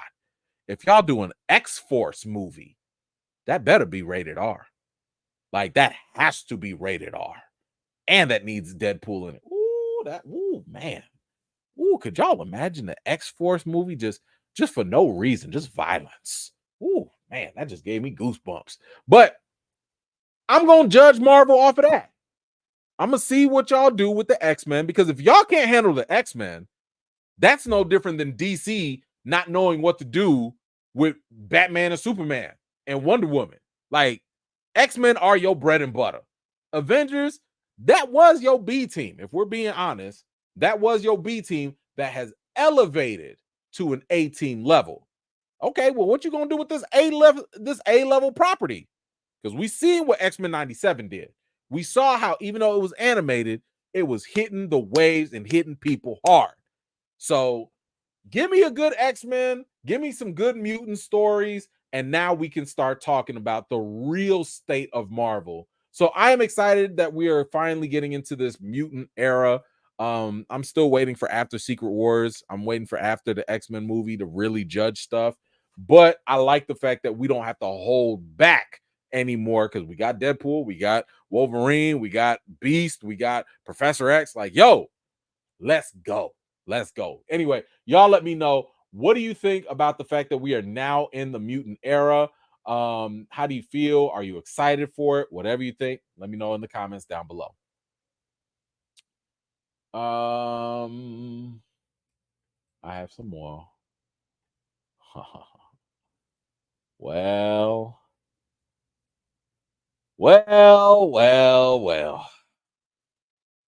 So, as you guys know, Deadpool and Wolverine features Hugh Jackman coming back in one of his best roles as Wolverine. And this is something that a lot of us did not see coming. It is something that a lot of us did not know was ever going to happen. This is something that Kevin Feige himself has said that he also didn't even want Hugh Jackman to come back because, Logan was just such a perfect ending. It was just so good. So good. But despite not wanting to ruin Hugh Jackman's legacy and all of that, Hugh Jackman came back and they found a way to make it work. Isn't that funny? Isn't it funny how you could just find a way to make things work? I'm sorry, we'll get into that later. We'll get into that. Anyway, we have Kevin Feige, who is responding to the question about returning characters and returning actors. Like, are we going to make this work? And he had some things to say that I'd like to share with you all. He said, that's the key, right? How do you do it in a way that maintains what has come before and in a great way? And we've been spending, the last 2+ years figuring that out for Wolverine. Damn, it took them 2 years to figure it out for Wolverine. We're just proud that I think, have figured it out for Wolverine. I think Hugh's appearance and starring role in Deadpool and Wolverine is a great sign that it can be done if great care is taken. You don't say. You don't say. Now, just to jump ahead of ourselves a little bit here, we already know a certain somebody is also coming back to the MCU, right? And I'm assuming, based off of his logic here, that a lot of great care was taken to bring that individual back into the MCU as well. And no spoilers, but, other people have made their way back, even if it's in a different way recently, right? So I find it funny. I find it very funny that what you're telling me here is that you have to care. You have to care. And you have to care greatly if you want to bring a character back. So, if a character, just going off of some logic here, if a character does not come back, because anything is possible with fiction now, if a character does not come back, does that mean you don't care? Is that what that implies? That you don't care enough to find a fictional way to bring characters back?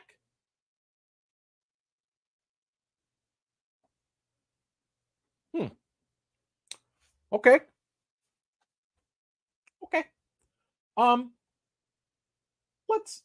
Let's pivot a little bit, because the question was also here about, what do you do with Wolverine? Right? Wolverine is a character that obviously is immensely popular thanks to Hugh Jackman. And, I already talked about this last week, where there was an article in Forbes where they talked about, like, you can't get rid of Hugh Jackman now.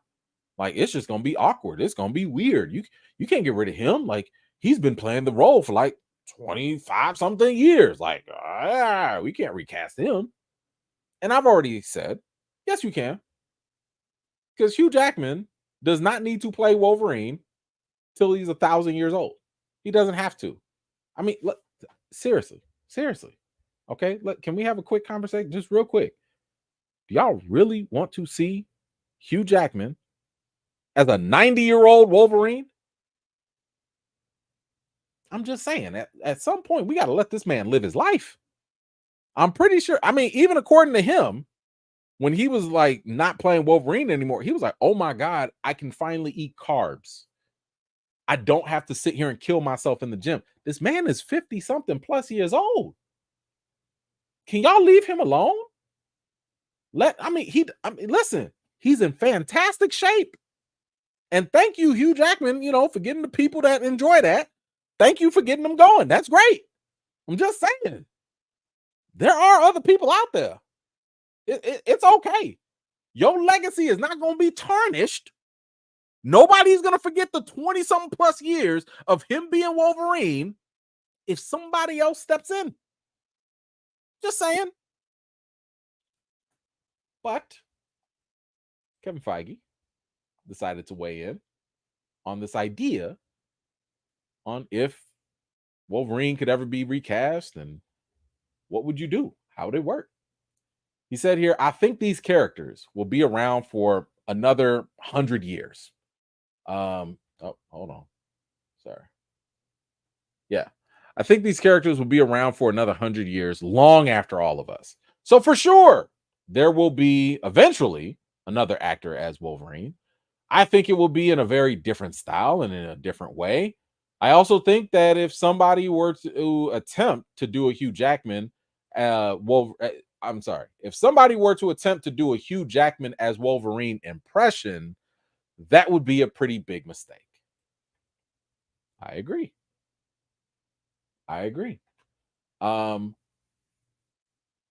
It would be very foolish for someone to come in to play Wolverine and to try to do whatever it was that Hugh Jackman did. That would be silly. Because one of the benefits of recasting is that you get a different actor in that can give you a different flavor of that character, and you might end up liking it. Like, for example, with James Bond, I've always liked Pierce Brosnan. I've thought that was my James Bond, right? Like, that's my guy, right? GoldenEye, shout out.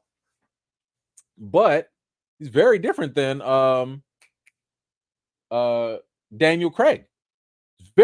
It's night and day. One guy, Pierce, was nice and suave, debonair, and all that stuff. Daniel was rough. He was a rough, tough James Bond. Same character, different actors, different flavors, right? Different styles. And that's okay.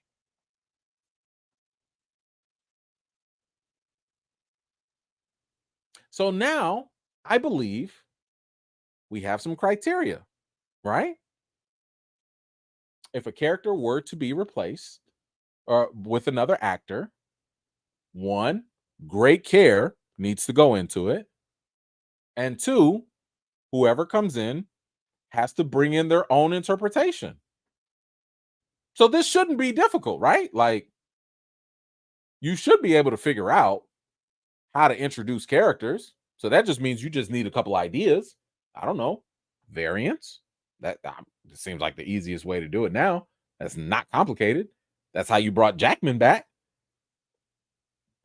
The Logan story still exists, but you found a way to go ahead and bring in a whole different Wolverine and make that Hugh Jackman version work. You made it work. I'm glad that we have a baseline, because this clearly can be a standard for T'Challa, right? This clearly can be the way of thinking that we can use for other characters like T'Challa, right?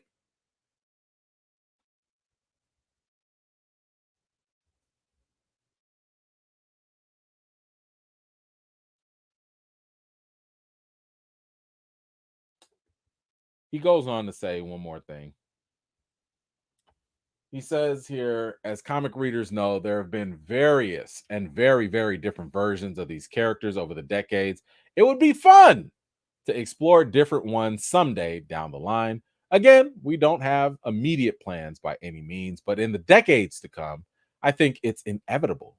If that happens, it would have to be a very different and bold reinterpretation of the character, because no one will be as great as Hugh Jackman at doing his version of Wolverine. And I agree. Hugh Jackman is the only one that can do the best Hugh Jackman interpretation of Wolverine. That is a given. That's a given. And to Kevin Feige's credit, I'll give him a little grace. When it comes to the character of T'Challa, my man did say eventually, after lots of pressure of months with the campaign and movement coming, he did say it was just too soon to recast. Okay. It wasn't too soon for William Hurt and General Ross, but okay. And I think all of us will agree that no one is going to be a better Chadwick Boseman T'Challa than Chadwick Boseman. But that doesn't mean that has to be the only T'Challa, right? I mean, I'd very much welcome a new version of T'Challa that, I don't know, fought better, was more intelligent, was maybe a little bit more tactical minded, more regal.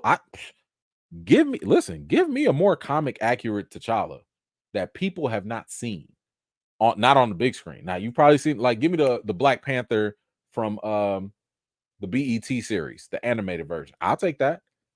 That's a whole different. Listen, the MCU ain't ready for that. That might be a Black Panther y'all gonna have to make rated R.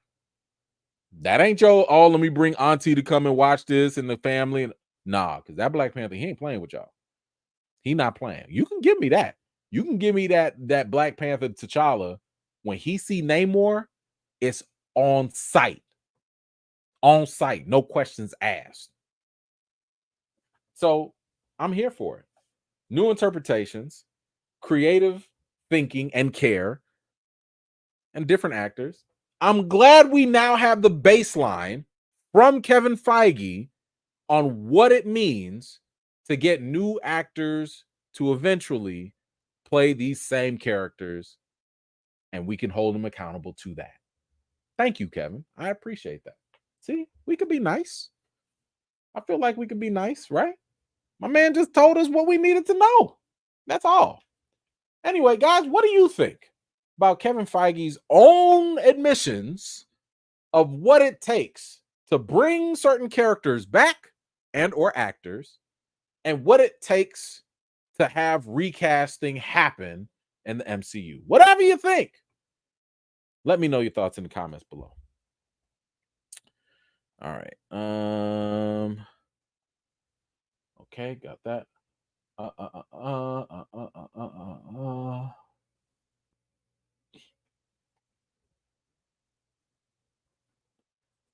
Quiet one, what you got? Not to say that I'm counting or anything, but that's two brothers now in a major character roles that haven't recasted, T'Challa and Kang.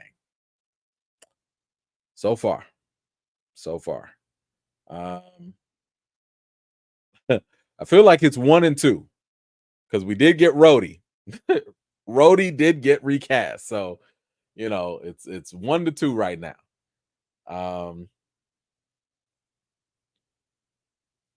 Man, they wasted no time. I don't even think William Hurt was in the ground before we heard them Harrison Ford rumors that he was coming in. But whatever. Thank you, Quiet One. Appreciate you. All right. We finally have a couple things to talk about. Hold on. Let's see. Let's get this out the way. Blade. You guys know I have been doing my best to cover Blade from the jump. You see the shirt. And just for anybody new that's watching, the reason why I have been so adamant about Blade is not because I just bet on black all the time. It's not because I'm also team black with House of the Dragon. It's because Blade, in my opinion, and I think it's also a fact, is the foundational reason the MCU even exists. Yes, a lot of y'all revisionists will go out there and be like, but it was Tony Stark. Tony Stark and Iron Man started it all. No, it didn't. I mean, technically, Tony Stark and Iron Man was the first movie. Yeah, but they didn't have that money. If it was not for Blade, and Wesley Snipes. So again, there would be no MCU if it was not for Blade. This is one of the reasons why I put so much respect on Blade, because he is the foundation. Okay? The Daywalker had to walk so Tony Stark could fly. Okay? Now, with that said, we know that there have been a litany of problematic issues when it comes to Blade. Directors have come and gone, about 2 of them now. Writers have come and gone. The scripts have been boo-boo. They've had bad receptions. We've heard terrible rumors about lackluster action or Blade not being the main character and all that stuff. But we also heard, again, rumors and reports that Marvel tossed out all those bad scripts, started from scratch, got new writers, and they started to actually get back into the mix of things. All right. So, it was a little frustrating. It's been frustrating. I don't even say a little. It's been very frustrating because Blade was announced back in 2019 when Mahershala Ali came on stage at Comic-Con, and it's been 5 years. 5 years and 8 days since that time, and there had not been any official word until recently this week. Now, I'm not going to toot my own horn, but actually I think I will, because y'all know, as hard as I've been going for Blade and trying to make sure that we get some sort of something from Marvel, I put it out there in the universe. I put it out there, and listen, if any of my colleagues out there saw it, thank you, because I want to say about 2-3 days after I posted my little clip where I said, like, yo, Marvel, you owe us some sort of explanation, because all we've heard is this outlet or this rumor, and we ain't heard not one thing from anyone official. The closest we got was Mia Goth saying, oh, Marvel cares. Okay, thank you, white scary lady. Goodbye. Then we heard Mahershala Ali say, like, this was like 2 years ago or whatever. We're finally in the right place. We're going good. I'm happy. Okay, thank you, brother. I appreciate that too, but I want to hear it from the head guy. I want to hear it from the person that's in charge of making decisions. Okay, I don't want to read these reports. I don't want to hear all these rumors. I want to hear it from the source. And we finally got some information from the source. So, again, nobody has told me this, but I'm going to steal the credit by spurring these journalists to actually talk about it. But we actually got three different mentions of Blade updates straight from Kevin Feige's mouth. And I'm going to give shout outs to every one of these journalists that did that. So first off, we got this one here from Black Tree TV. And we finally got something. So this, I believe this is about Blade's rating, Blade's official rating. So here you go, straight from Kevin Feige's mouth. Here we go. To ask about Howard the Duck that we brought it up, but like going back a little bit past that, we think about the history of Marvel cinema and Blade, and it's been like a challenge to bring any film to screen. But it's been a couple, some years since you announced. Yes. Now that Deadpool is going R-rated, is it gonna, with Disney, does it change how you can make Blade as opposed to when you first started developing? And I think that's right. I mean, for the last few years, as we've been trying to crack that movie, the most important thing for us is not rushing it and making sure we are making the right Blade movie, because there were some great Blade movies years ago. They were all rated R. Yeah. So I think that's inherent, like Deadpool, inherent with the character of Blade. Yeah. Well, always. All right. So you heard it from Kevin Feige himself. Now, this whole idea of not rushing it,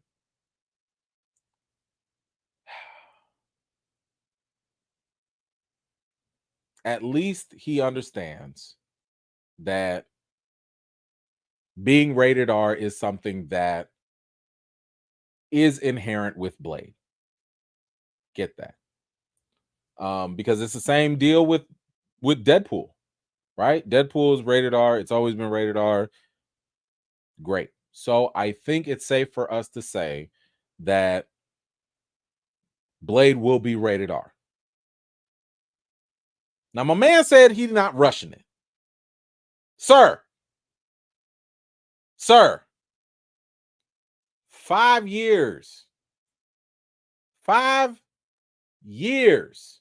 Yes, there was a writer's strike. Yes, there was an actor's strike. Yeah, I get. I'm not begrudging you for things that happen like that, but for 5 years, and you know why I say this? Because even when Blade was announced, from that point on, there were movies that were announced after Blade that are now finally done filming. Thunderbolts was announced 2-3 years after Blade, and they're done shooting. You talking about you don't want it to be rushed? Sir, what? How is something that got announced after already done? So I take a little exception to this idea of not rushing it. Because it's like, come on now. What are you talking about? But that's not all. We still got some more. We got another interview question. And I like this one a little bit more. Because my man, he put it out there a little bit more. It's like, wait a minute now. You're going to have to explain these delays. And Kevin gives an interesting answer. Take a listen. Is it really as complicated behind the scenes? Like from the outside in, we're all kind of looking at it like, what's going on with that? But is it just this is part of the process? It's part of the process, and when you have a character as famous as Blade and an actor as famous as Mahershala, everything that happens just gets a lot of attention. I'm sure you've heard us talk about we were struggling finding the perfect reason for Deadpool to exist, the third Deadpool movie that MCU, and then Hugh Jackman called. Yeah. And it fell into place. Yeah. Right? Sometimes you need that magic thing that falls into place. Right. And sometimes it happens. Sometimes it takes a day. Sometimes it takes 2 years. Sometimes it takes 10 years. Yeah. And that's what you really should be waiting for until you make something.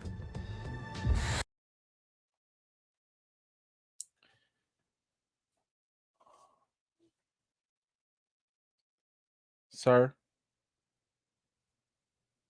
Blade, for those of y'all that don't know, Blade is a half human, half vampire character who goes around killing vampires.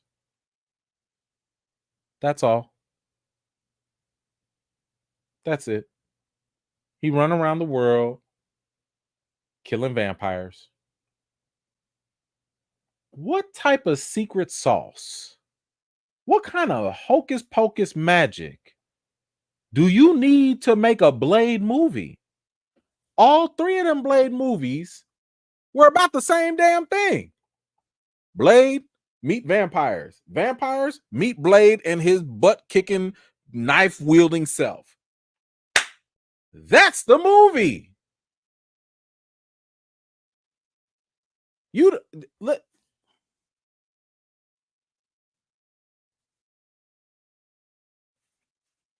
10 years? 10 years? You telling me that you need 10 years potentially to make a Blade movie? 10? It's already been 5. Now, I know Mahershala has the ability supposedly to have final script approval. I mean, listen, Mahershala is the one that wanted this. He's the one that called him up, which, by the way, lets me know all the way up until 2019, y'all wasn't thinking about Blade at all. Y'all was about 10 years deep into the MCU, and y'all didn't even think about Blade until Mahershala gave y'all a call and said, hey, I want to be Blade. Now, I do like the fact that Marvel, according to reports, have given Mahershala more power than they usually have given other actors. Usually other actors, they just sign on and you just got to do pretty much whatever, the script is, whatever the director, you just got to go with it. But if the reports are true, it sounds like Mahershala actually has control, and they could be like, hey, don't you want this movie where you're not even the main character? And Mahershala could be like, nah, get that out my face. Hey, here's another script where we're going to introduce your daughter and she's going to take over the movie. Mahershala, no, get that out my face. So I do like the fact that Mahershala actually has some say in how this goes. But 5 years, it's starting to get ridiculous. I'm sorry. While I liked Deadpool and Wolverine a whole lot, you cannot sit here and tell me that you couldn't have made another Deadpool movie without Wolverine. You absolutely could have told the same Wolverine story or whatever, and we did not need Hugh Jackman. You literally could have put in another he was a variant anyway. You could have put in another variant Wolverine and it would have been fine. You did not need Hugh Jackman for Deadpool and Wolverine. Did it help? Absolutely. Was it appreciated? Yes, by all means. I love the fact that he's back. But there's no reason you gonna sit here and tell me we can't make a Deadpool movie because Wolverine wasn't around. In the same way, I find it even harder to believe that you need some sort of magical, miraculous thing to happen for a Blade movie to happen. You know what did happen? You already got your miracle. You got a 2-time Oscar award-winning actor to call you about a property that you didn't even have an intention to make. That was your magic right there. You have the magic. You have Mahershala Ali. Go make the movie.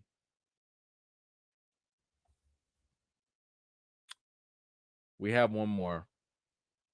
And this is from Sister Sharonda. She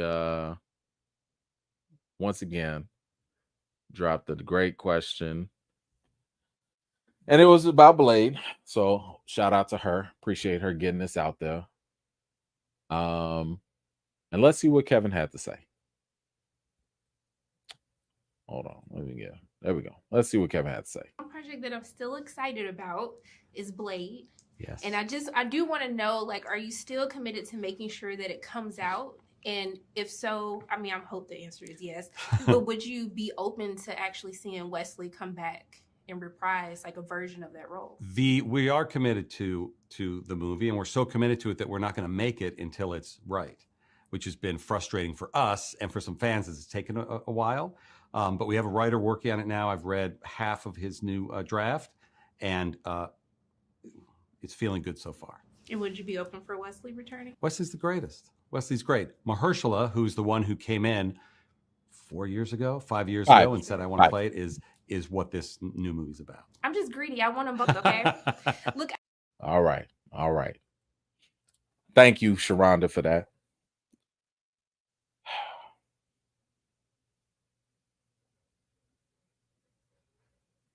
So, for all those people that were saying the movie was not happening, clearly it's still happening. I still disagree, and I'm sorry. I find it triggering that he's still saying, for this basic movie, by the way, that you need something else to make this happen. But what frustrated me more in this interview, we know there have been delays. We know that there have been problems with the script. Matter of fact, when that first script came out, it took them a year? It took them a year to find out that script was boo-boo and to go get some different writers. Took them a year. Now, I gave Marvel a pass because I was like, you know what? Pandemic. Y'all got 11 different things going on. Quality control is thin. I understand. It's not an excuse because it's still falling under your job, but I understand why it started to take longer. I got that. It was only reported, I don't know, a couple weeks, maybe a month or so ago, maybe even earlier than that, that they had gotten a new writer. It was supposedly Michael Green, dude that did Logan. He also did Blue Eye Samurai. And then they said that he moved on to another project, maybe Midnight Suns, maybe. But they brought in this other guy, I think it was Pearson or whatever. He did Black Widow, he did Thor Ragnarok, and he was going to polish it up. So this new guy that he's talking about gave him the new script. And I'm sitting here thinking to myself, you only halfway through with it?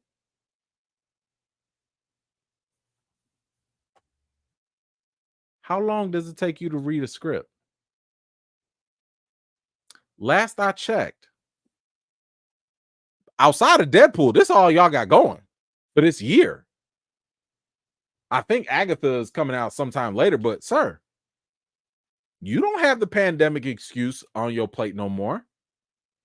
You have other help. You got other producing stuff. Why is it taking you this long to finish just the script? Halfway?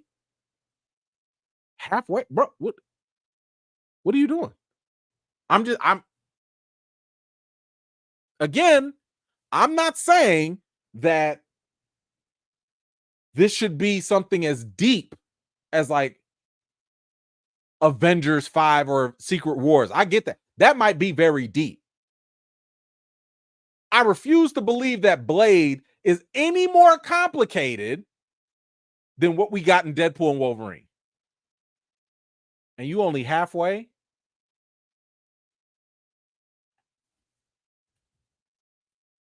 This is why I'm frustrated. This is why I'm frustrated, because you tell me you care, which I appreciate that you tell me that, but I'm looking at your actions. Because something tells me if this was the Fantastic Four script, you'd be like, oh man, I went through it in a whole night. How long is it going to take you to get through the Blade script?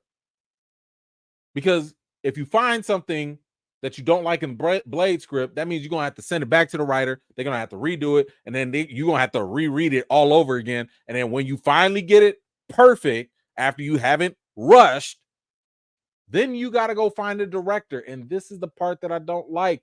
When you bring in another director, it's possible that the director might have issues with the script and the director might want to make some changes. And we still haven't even factored in the fact that we don't know what Mahershala wants. What if Mahershala don't like the script?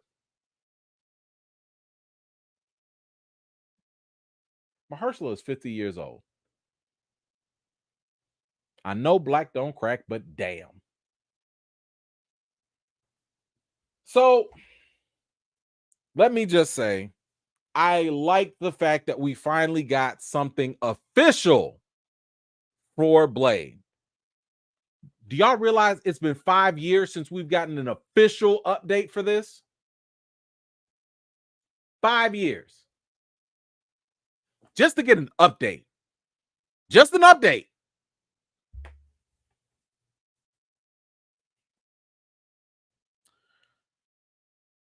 I know some of you are going to ask me about this. And again, I'm going to make sure that we're going to keep this spoiler free. I did address an issue that is related to Blade that some of you are well aware of. And I did mention it on Just My Opinions spoiler review. We did talk about it. I ranted for a little bit. I might post that clip here later on, but I have very mixed opinions about what was said. I'm not obviously going to go into it, but there were some things I liked, and there were some things I found very troubling. So I'm just giving you guys a heads up now. I'm not sure if Just My Opinions already posted his spoiler review yet, But if you have seen it, if you haven't seen it, feel free to go check that out. But for those of you that have a certain question for me about how I felt about a certain thing that was said in the movie, you can go see it over there, and I'll post it later for you guys here as well. Anyway, what do you think about this official Blade update from Kevin Feige? We found out that it is going to be rated R. We found out that they are not rushing it, but they care. We also found out that he is looking for something special, magical about that. And he's only halfway through the script. Okay. Whatever you think, let me know your thoughts in the comments down below.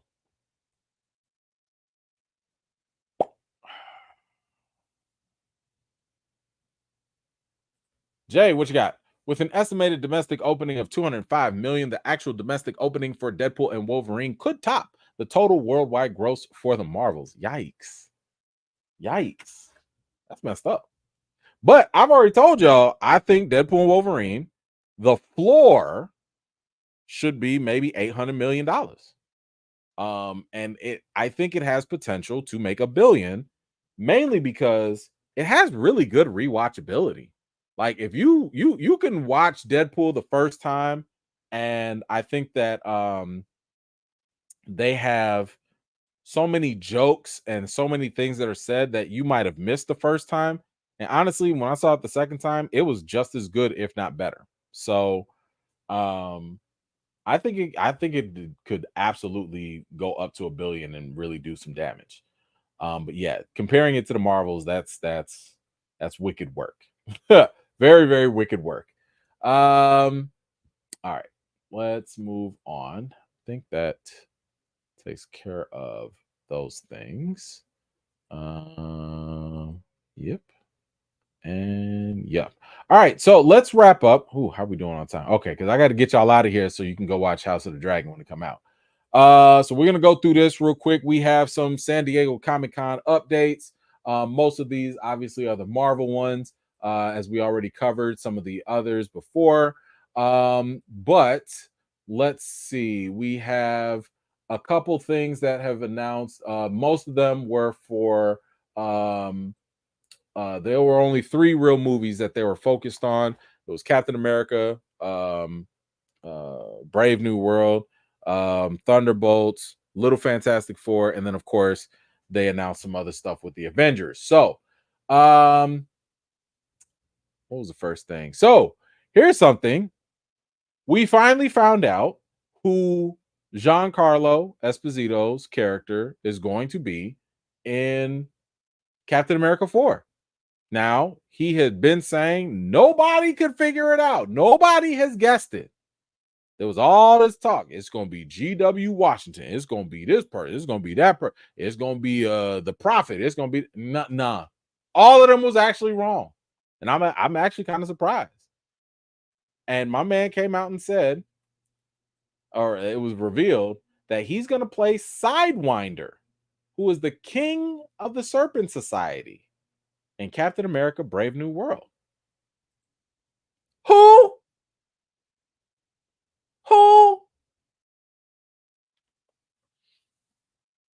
Now, there were rumors in the past that Serpent Society was going to be the original title of the Captain America movie. You know, I guess they could just kind of be like a wannabe low-level Hydra, if that's how you want to look at it. Whatever.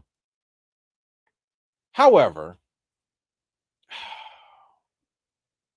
this is my problem with this. I have 2 problems with this. One, you have the fact that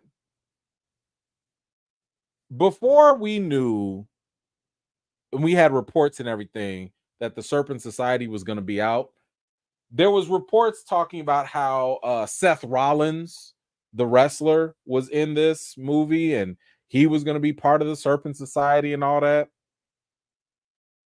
And apparently they scrapped it. Personally, I think that when we found out that they were going to do a big reshoot, right? There was a reshoot that happened or whatever. I think they replaced Seth Rollins with Giancarlo. I think that's what ended up happening. Second of all, Giancarlo Esposito is a fantastic actor. He's one of my favorite actors. Like, he's one of those guys that when you add him to anything, he only makes it better. He does not hurt a movie at all.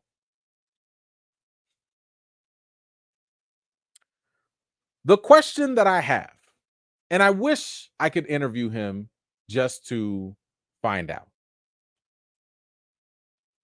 I want to know, was this his choice or was this Marvel's choice?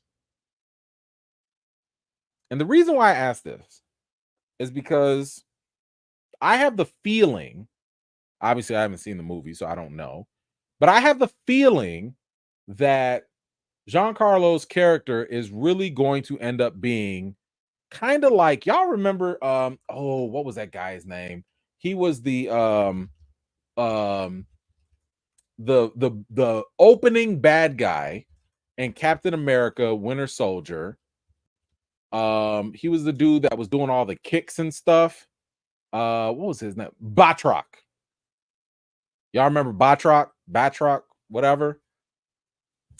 I feel like, not matter of fact, fine, you could do Crossbones too. That's fine. Batroc, the dude on the boat that was, kicking Cap and all that. Crossbones, if you want to use him too. I feel like that's exactly what Giancarlo is going to be. He's only going to come in for those 10, 15 minutes, whatever, opening scene. It'll be the scene where Sam Wilson comes in, flies around, hits people with his wings, drop kicks a couple people, throws a shield, saves the day. And they're basically the appetizers. Now, Giancarlo said in an interview that Marvel, with this character, that they were going to give him a spinoff TV show. I love Giancarlo. I really do. Like, Giancarlo is like one of my favorite actors. Okay. I'm not even joking about that. But there's no way I'm going to care about the Serpent Society TV series. Especially not with the rate of how the Disney Plus shows have been hit or miss. I'm not going to care about that. At least not now. Maybe the movie will change my mind, but right now, if you told me, hey, they're coming out with a Serpent Society Disney Plus series, I'll be like, and again, this goes back to my question. Did Giancarlo pick this or did Marvel? Because if y'all recall, Giancarlo, first of all, he's been fan cast to play roles like Magneto. He's been fan casted. Even himself, he was saying he wants to play Professor X. Now, these are meaty, very significant characters. And you opted for the King of the Serpent Society?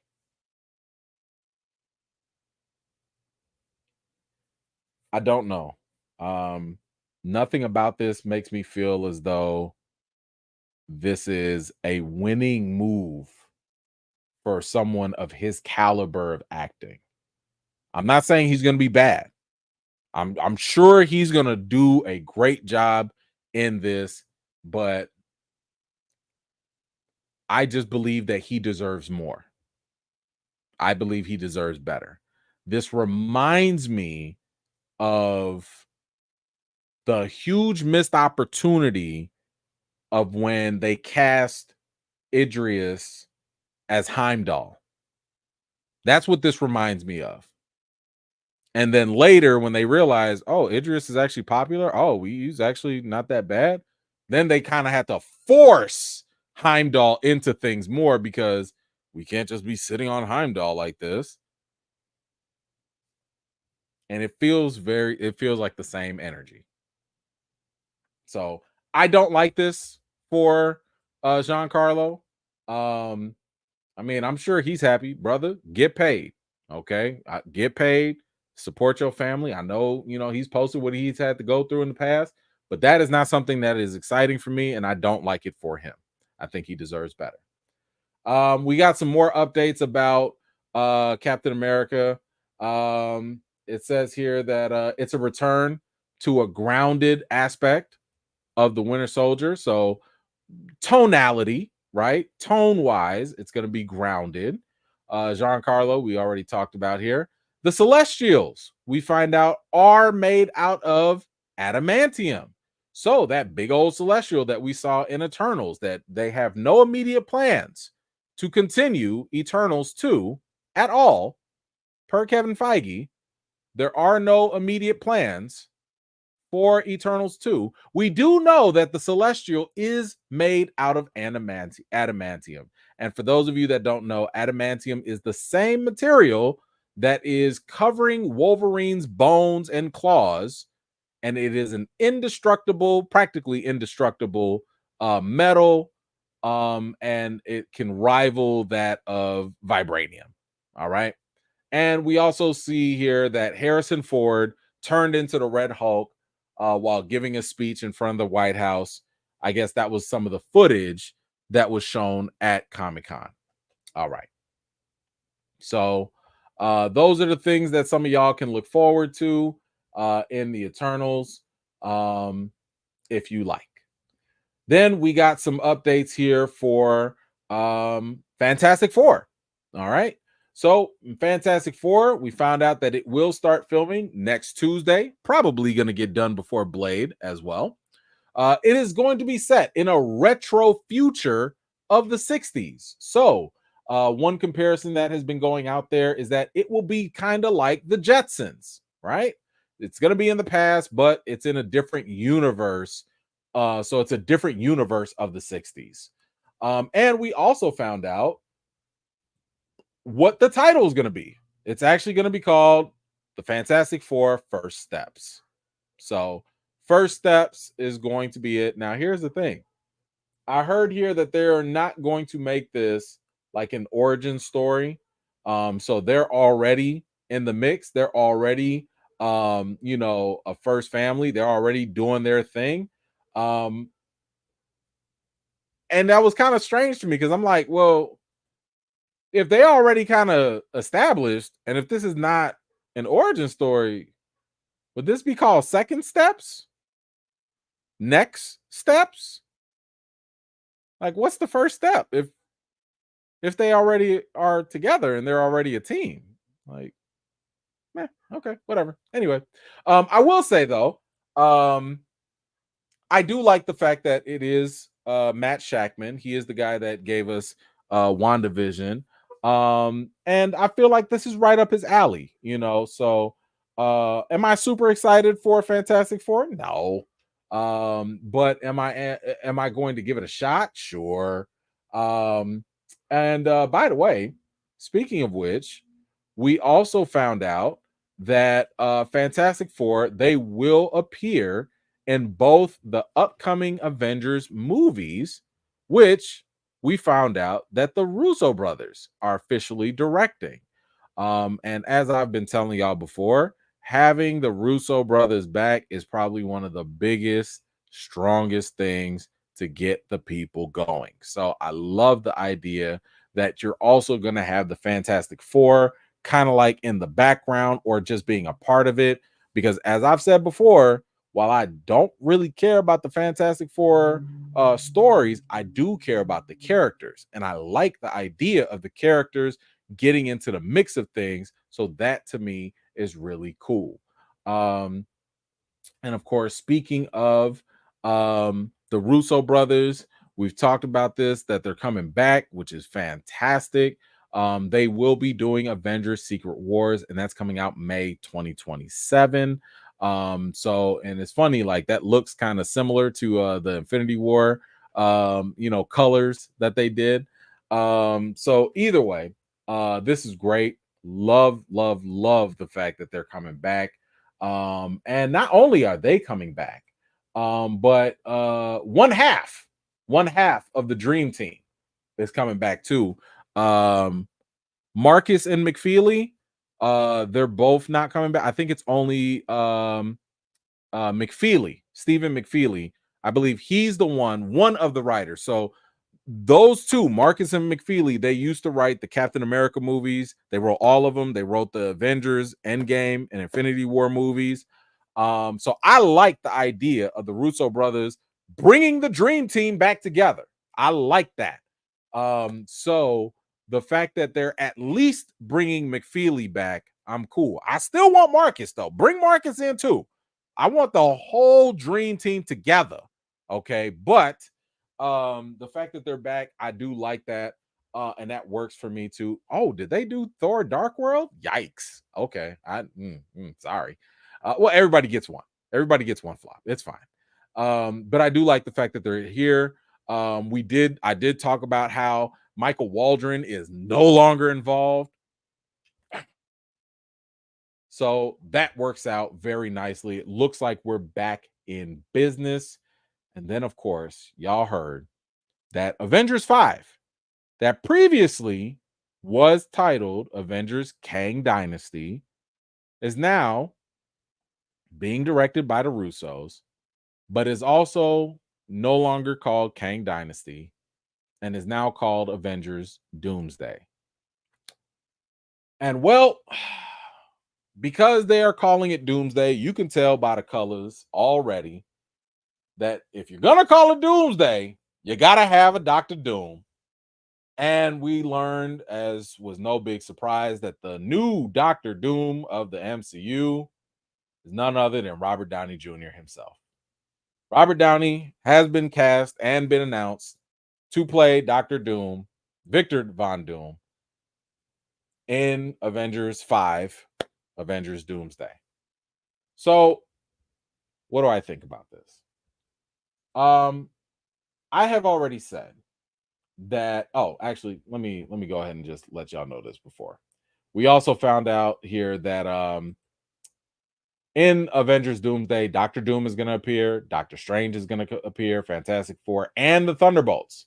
All of them are going to show up. All right. So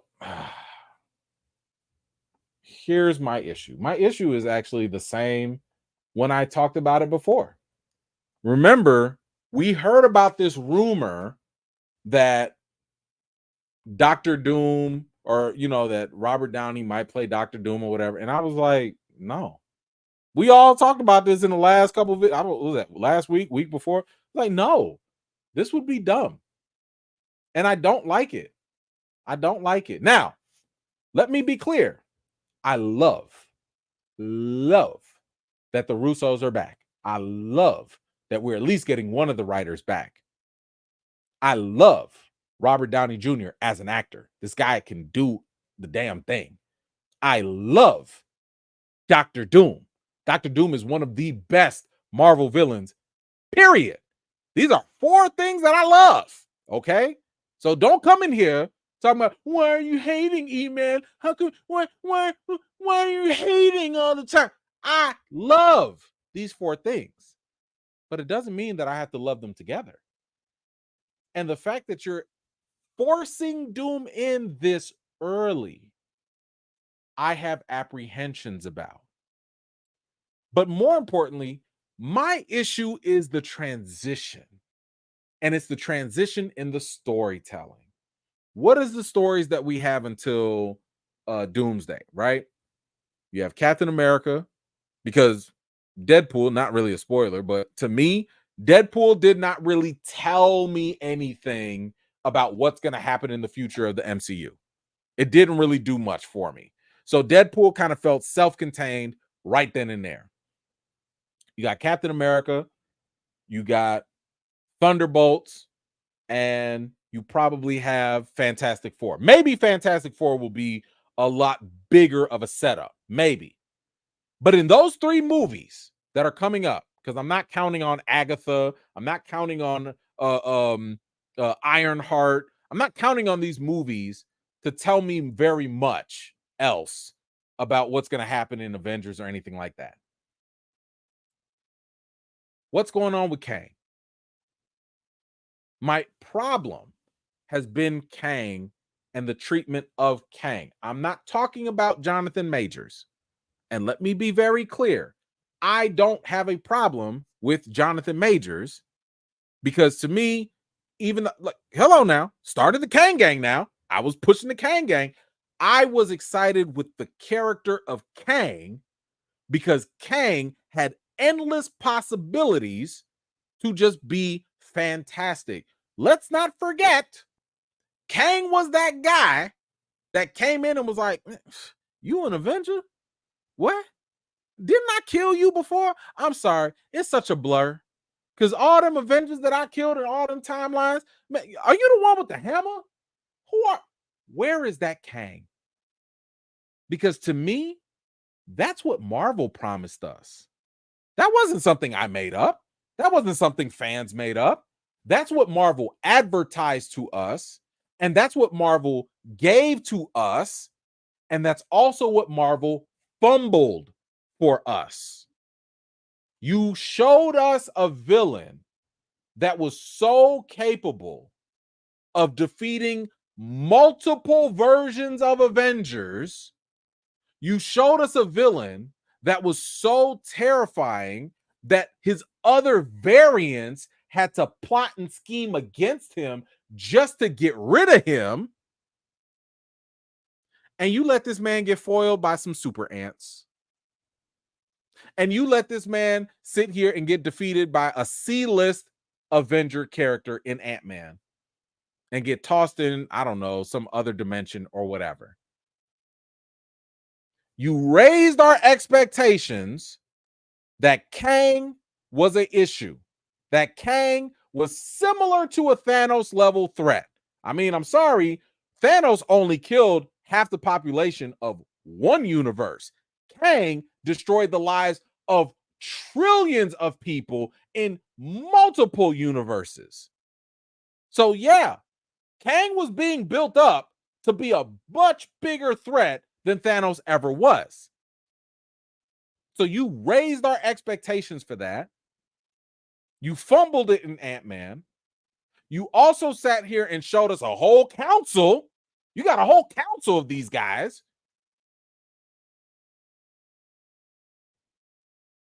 And then you sat here and made this man's own creation. He's the one that created the TVA. Okay? He's the one that's been wiping their minds and creating them because he's been manipulating time from the beginning to the end. And you let his own company police him? And that's the ending for Kang? That his own time police that he controls, that he has always manipulated, destroyed, rebuilt, they're the ones that took care of the Kang problem? And let me be also clear about this. I understand that audiences were not gravitating to Kang. I get that. That's not audience's fault. That's the writing's fault. Y'all sat here. That's Marvel's fault. Marvel made Kang not compelling after they hyped him up. So when you sit here and fumble this character that has endless possibilities of being a fantastic threat for years, by the way, because that was all of phase 4.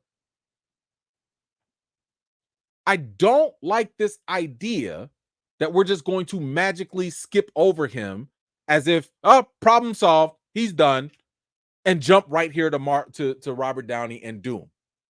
And before I go back to him, let us be very clear.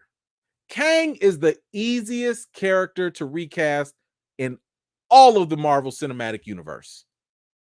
You might struggle recasting Wolverine. You might not want to do Iron Man. You might not want to do Captain America. I get that. I get it. This is literally a guy that's got a fulfillion variants, and you could literally plug in any actor you need to play that role. Coleman Domingo is still sitting right there. Denzel Washington is still sitting right there. Y'all have y'all options. So something tells me that y'all did not care deep enough to undo your own mistake, and therefore the introduction of Dr. Doom with Robert Downey feels and reeks of pure desperation. I'm not saying that I don't understand it. I get it. Y'all need a win. I get it. Y'all need something sure, bona fide, that's going to make $2 billion. And I'm pretty sure Avengers Doomsday is going to make over $2 billion. And I will be one of those people there to watch.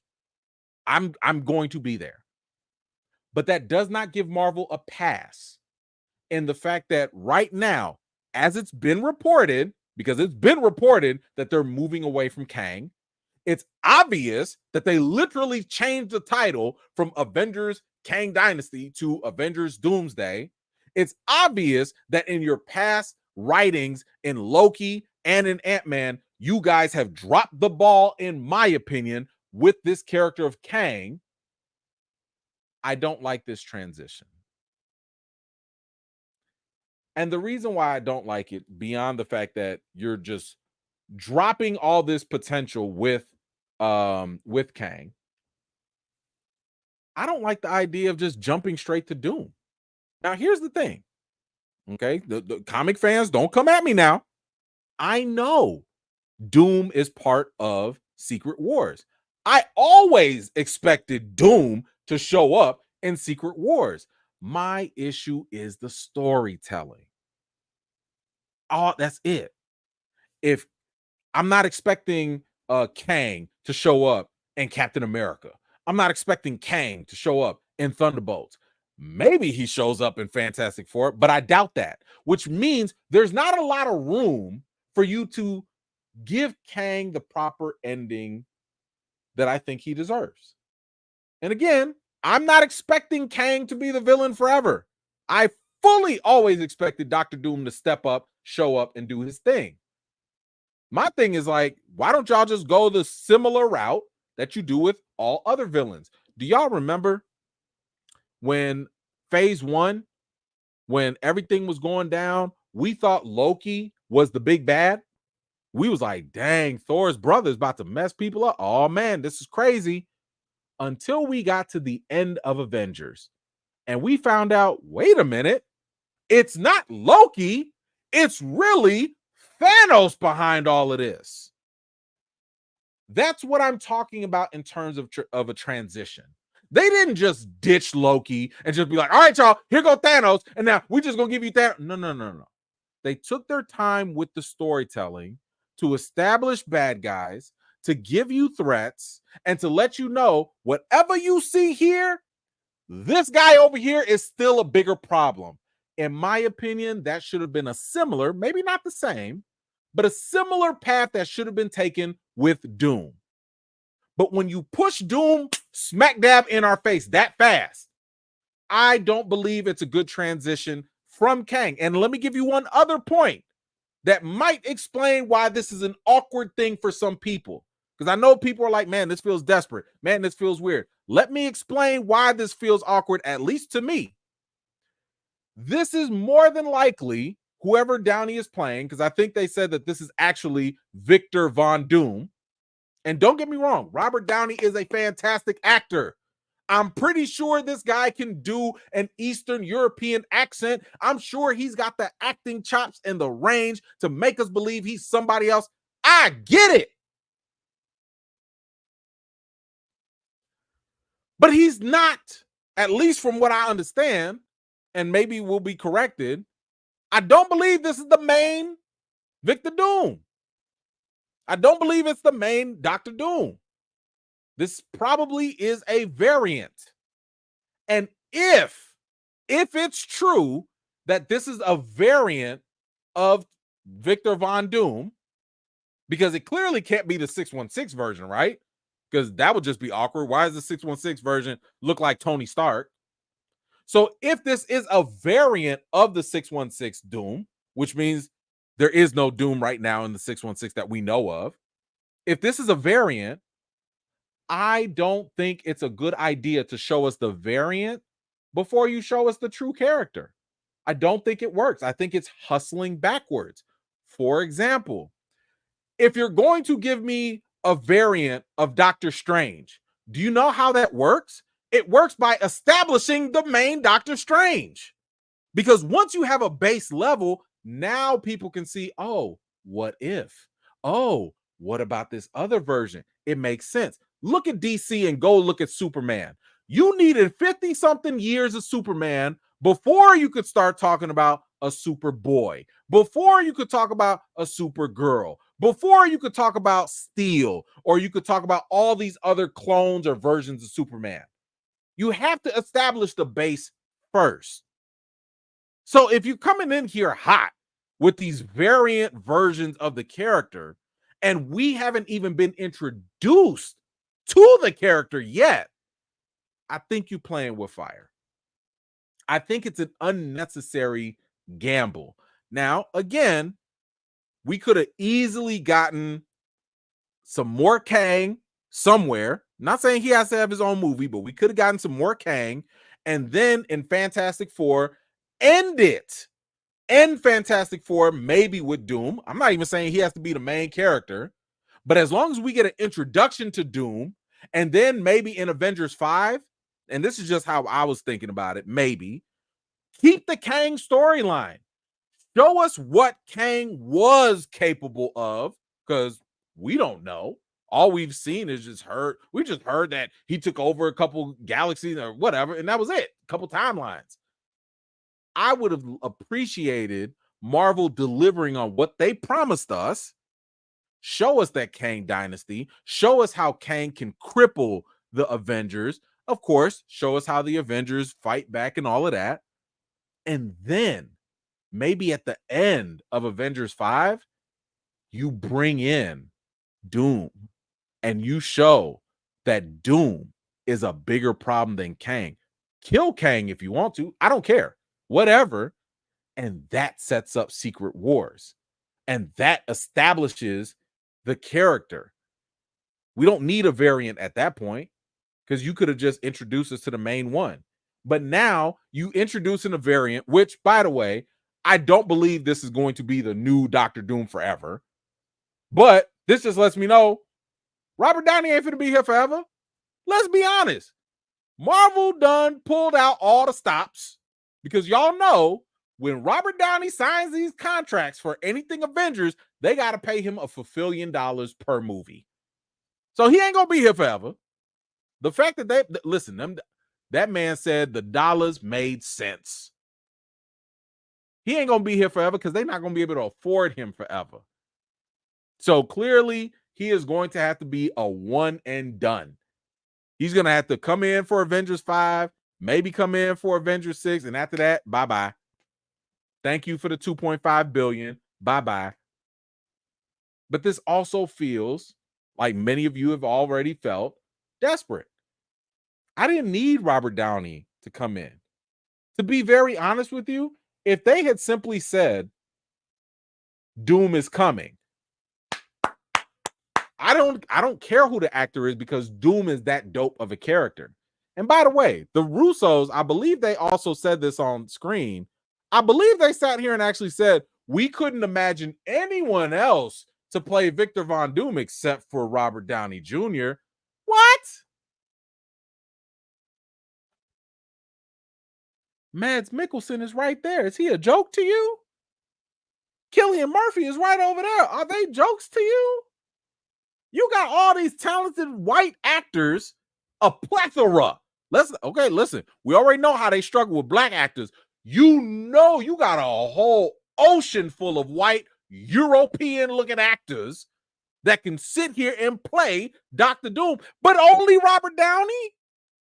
Either that is an insult to every single white male actor out there, or y'all have zero visibility. You have zero imagination. I don't know which side you want to pick with that. I've told y'all I hate that. it's a weird backwards compliment. Only you the only one that can do it.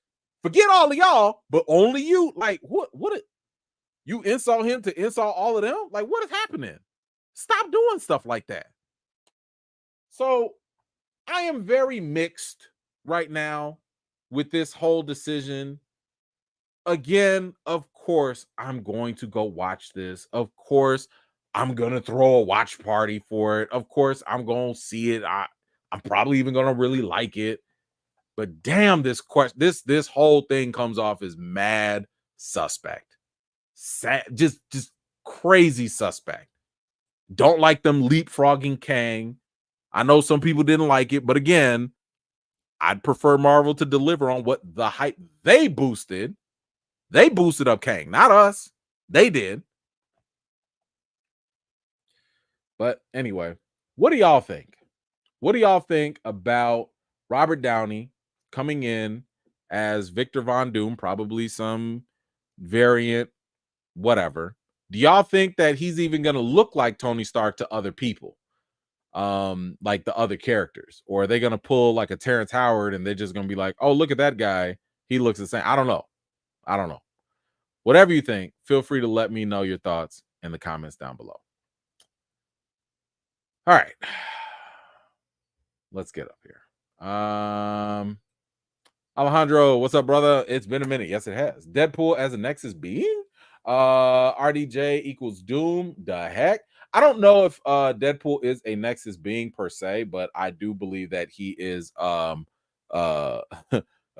he time travels, you know, which we saw in the last movie. But yeah.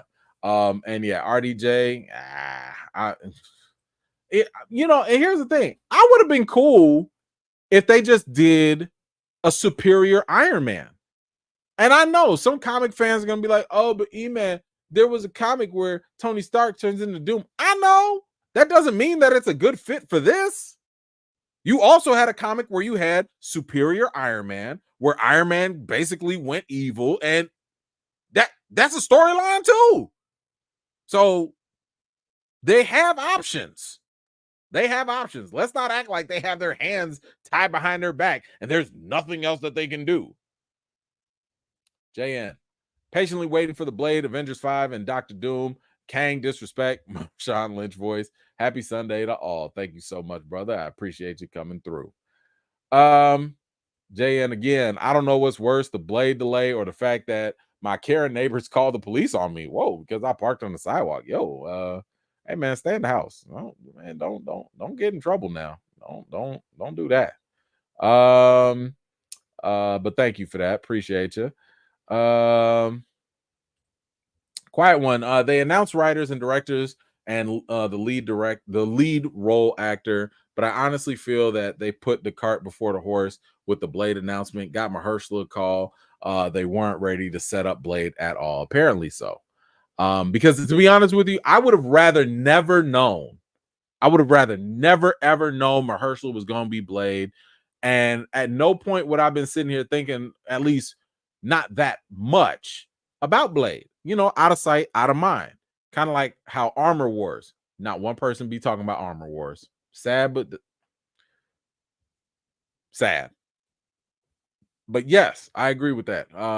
It would have been nice. It would have been nice if they actually had a plan. Thank you, Quiet One. I appreciate you. Howard, what you got? Ain't that celestial technology no longer made of adamantium anymore? Didn't Cersei change him into a rock? No, if I'm not mistaken, when she changed the celestial, that new metal that she changed him into is adamantium. So I don't believe what they're saying is that celestials have always been adamantium. I believe that Cersei created a new metal, and now this current celestial is currently adamantium. Okay, Howard, what you got? They specifically said he is Victor Von Doom. That's even more confusing. It's like they have no rules for the multiverse making any sense. So, yeah, I mean, if they did say that he is Victor Von Doom, then yeah, I mean, it's clearly got to be a variant. It's still got to be a variant. of him one way or another from another universe, but multiverse. I don't know. Like that's that. I don't know. Wanda is dead. Yes, that was. I forget who confirmed it, but Wanda is actually dead. Right now. So we'll see what happens with that. Minister, what you got? RDJ was essentially the face of the MCU and helped build this world to now essentially try to tear it down. Is this genius or just desperate? I feel like this is one of those questions or one of those statements because I've seen people say, like, oh, well, he started the MCU, so it's only fitting that he would end the MCU. And I was like, wait a minute. But I thought y'all were saying that when he died as Tony Stark, that it was fitting that he saved the MCU. But now y'all want to see him tear it down? Like, which one is it? And how many times are we going to move the goalpost for RDJ? Like, at what point are we going to let RDJ just rest? My man is over 60 now. When are we going to let him just relax? So to me, I would say it's probably both. Here's the thing. You can be desperate and genius at the same time. Let me tell you why. It's desperate because, oh my God, you couldn't find nothing else for Tony Stark, Robert Downey Jr. to do. It's desperate that you're going to take a beloved character, highly anticipated character like Dr. Doom. You did not need RDJ for that. You could have brought him back as Superior Iron Man fighting against a Dr. Doom. That would have been mind-blowing. That would have been fine. And let's be honest, it was never a surprise that RDJ was going to come back. We saw him talking about it has to be the right fit. Oh, I like it. I'm surprisingly interested. We knew that was probably going to happen. But is it genius? Here's the thing. The casuals, the general audience, they're going to be like, oh, we like Robert Downey from Avengers. We'll come. So, yeah, it is. I'll give credit where it's due. Robert Downey Jr. in an Avengers movie will put butts in seats. At the same time, from a creative standpoint, it feels desperate based off of the information that we know right now. It feels desperate. So I think both can be true. Thank you for that, Minister. I appreciate you. Quiet one.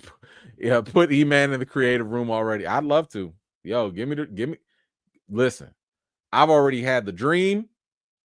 I've told my wife, if Kevin Feige ever calls me and says, Emmanuel, we need you. Be like, well, dear kids, I'll see you guys in 5 years. That'll be it. I'm going to call up my job. I don't know. I might not call my job. I might take off for a little bit. I might waste them vacation days first and then just be like, I'm not coming back. So, sorry, guys.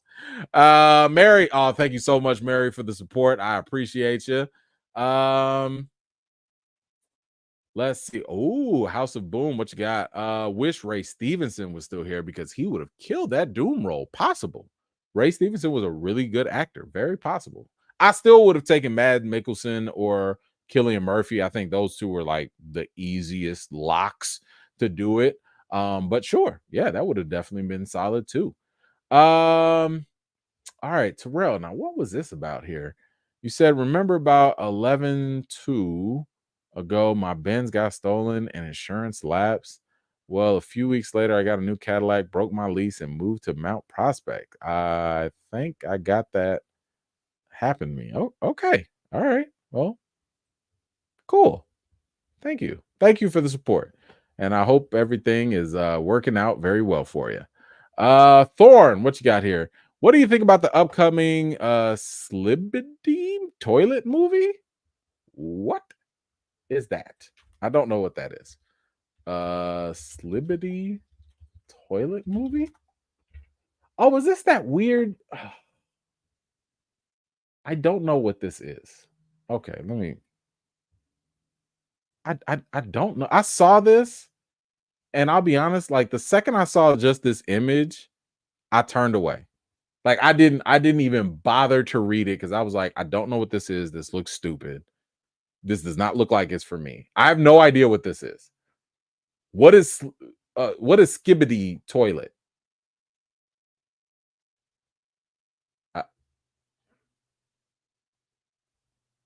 I don't think I have any interest in this. This looks weird. This does not look like it's something I would ever watch or play. Nothing about this. I don't know if this is a video game. I don't know if this is I don't know. So I would just say, based off of just that, no thanks. Not for me. Maybe I'm too grown for it. Maybe it's past my prime. I don't know. But I'm good on that. But thank you. I appreciate you. Oh my God, it's 8:00. All right, guys, I've got to go. House of the Dragon is on. I appreciate y'all. Thank y'all so much. I apologize for going over. We will be back in about, an hour and a half. I'll be going live to talk about House of the Dragon. So make sure you're there. We'll talk about it. Thank you so much to everybody that's contributed, supported. We gotta go. Gotta go watch some dragons right now. Wash your hands, wash your butts. Have a great weekend. I will see you guys later.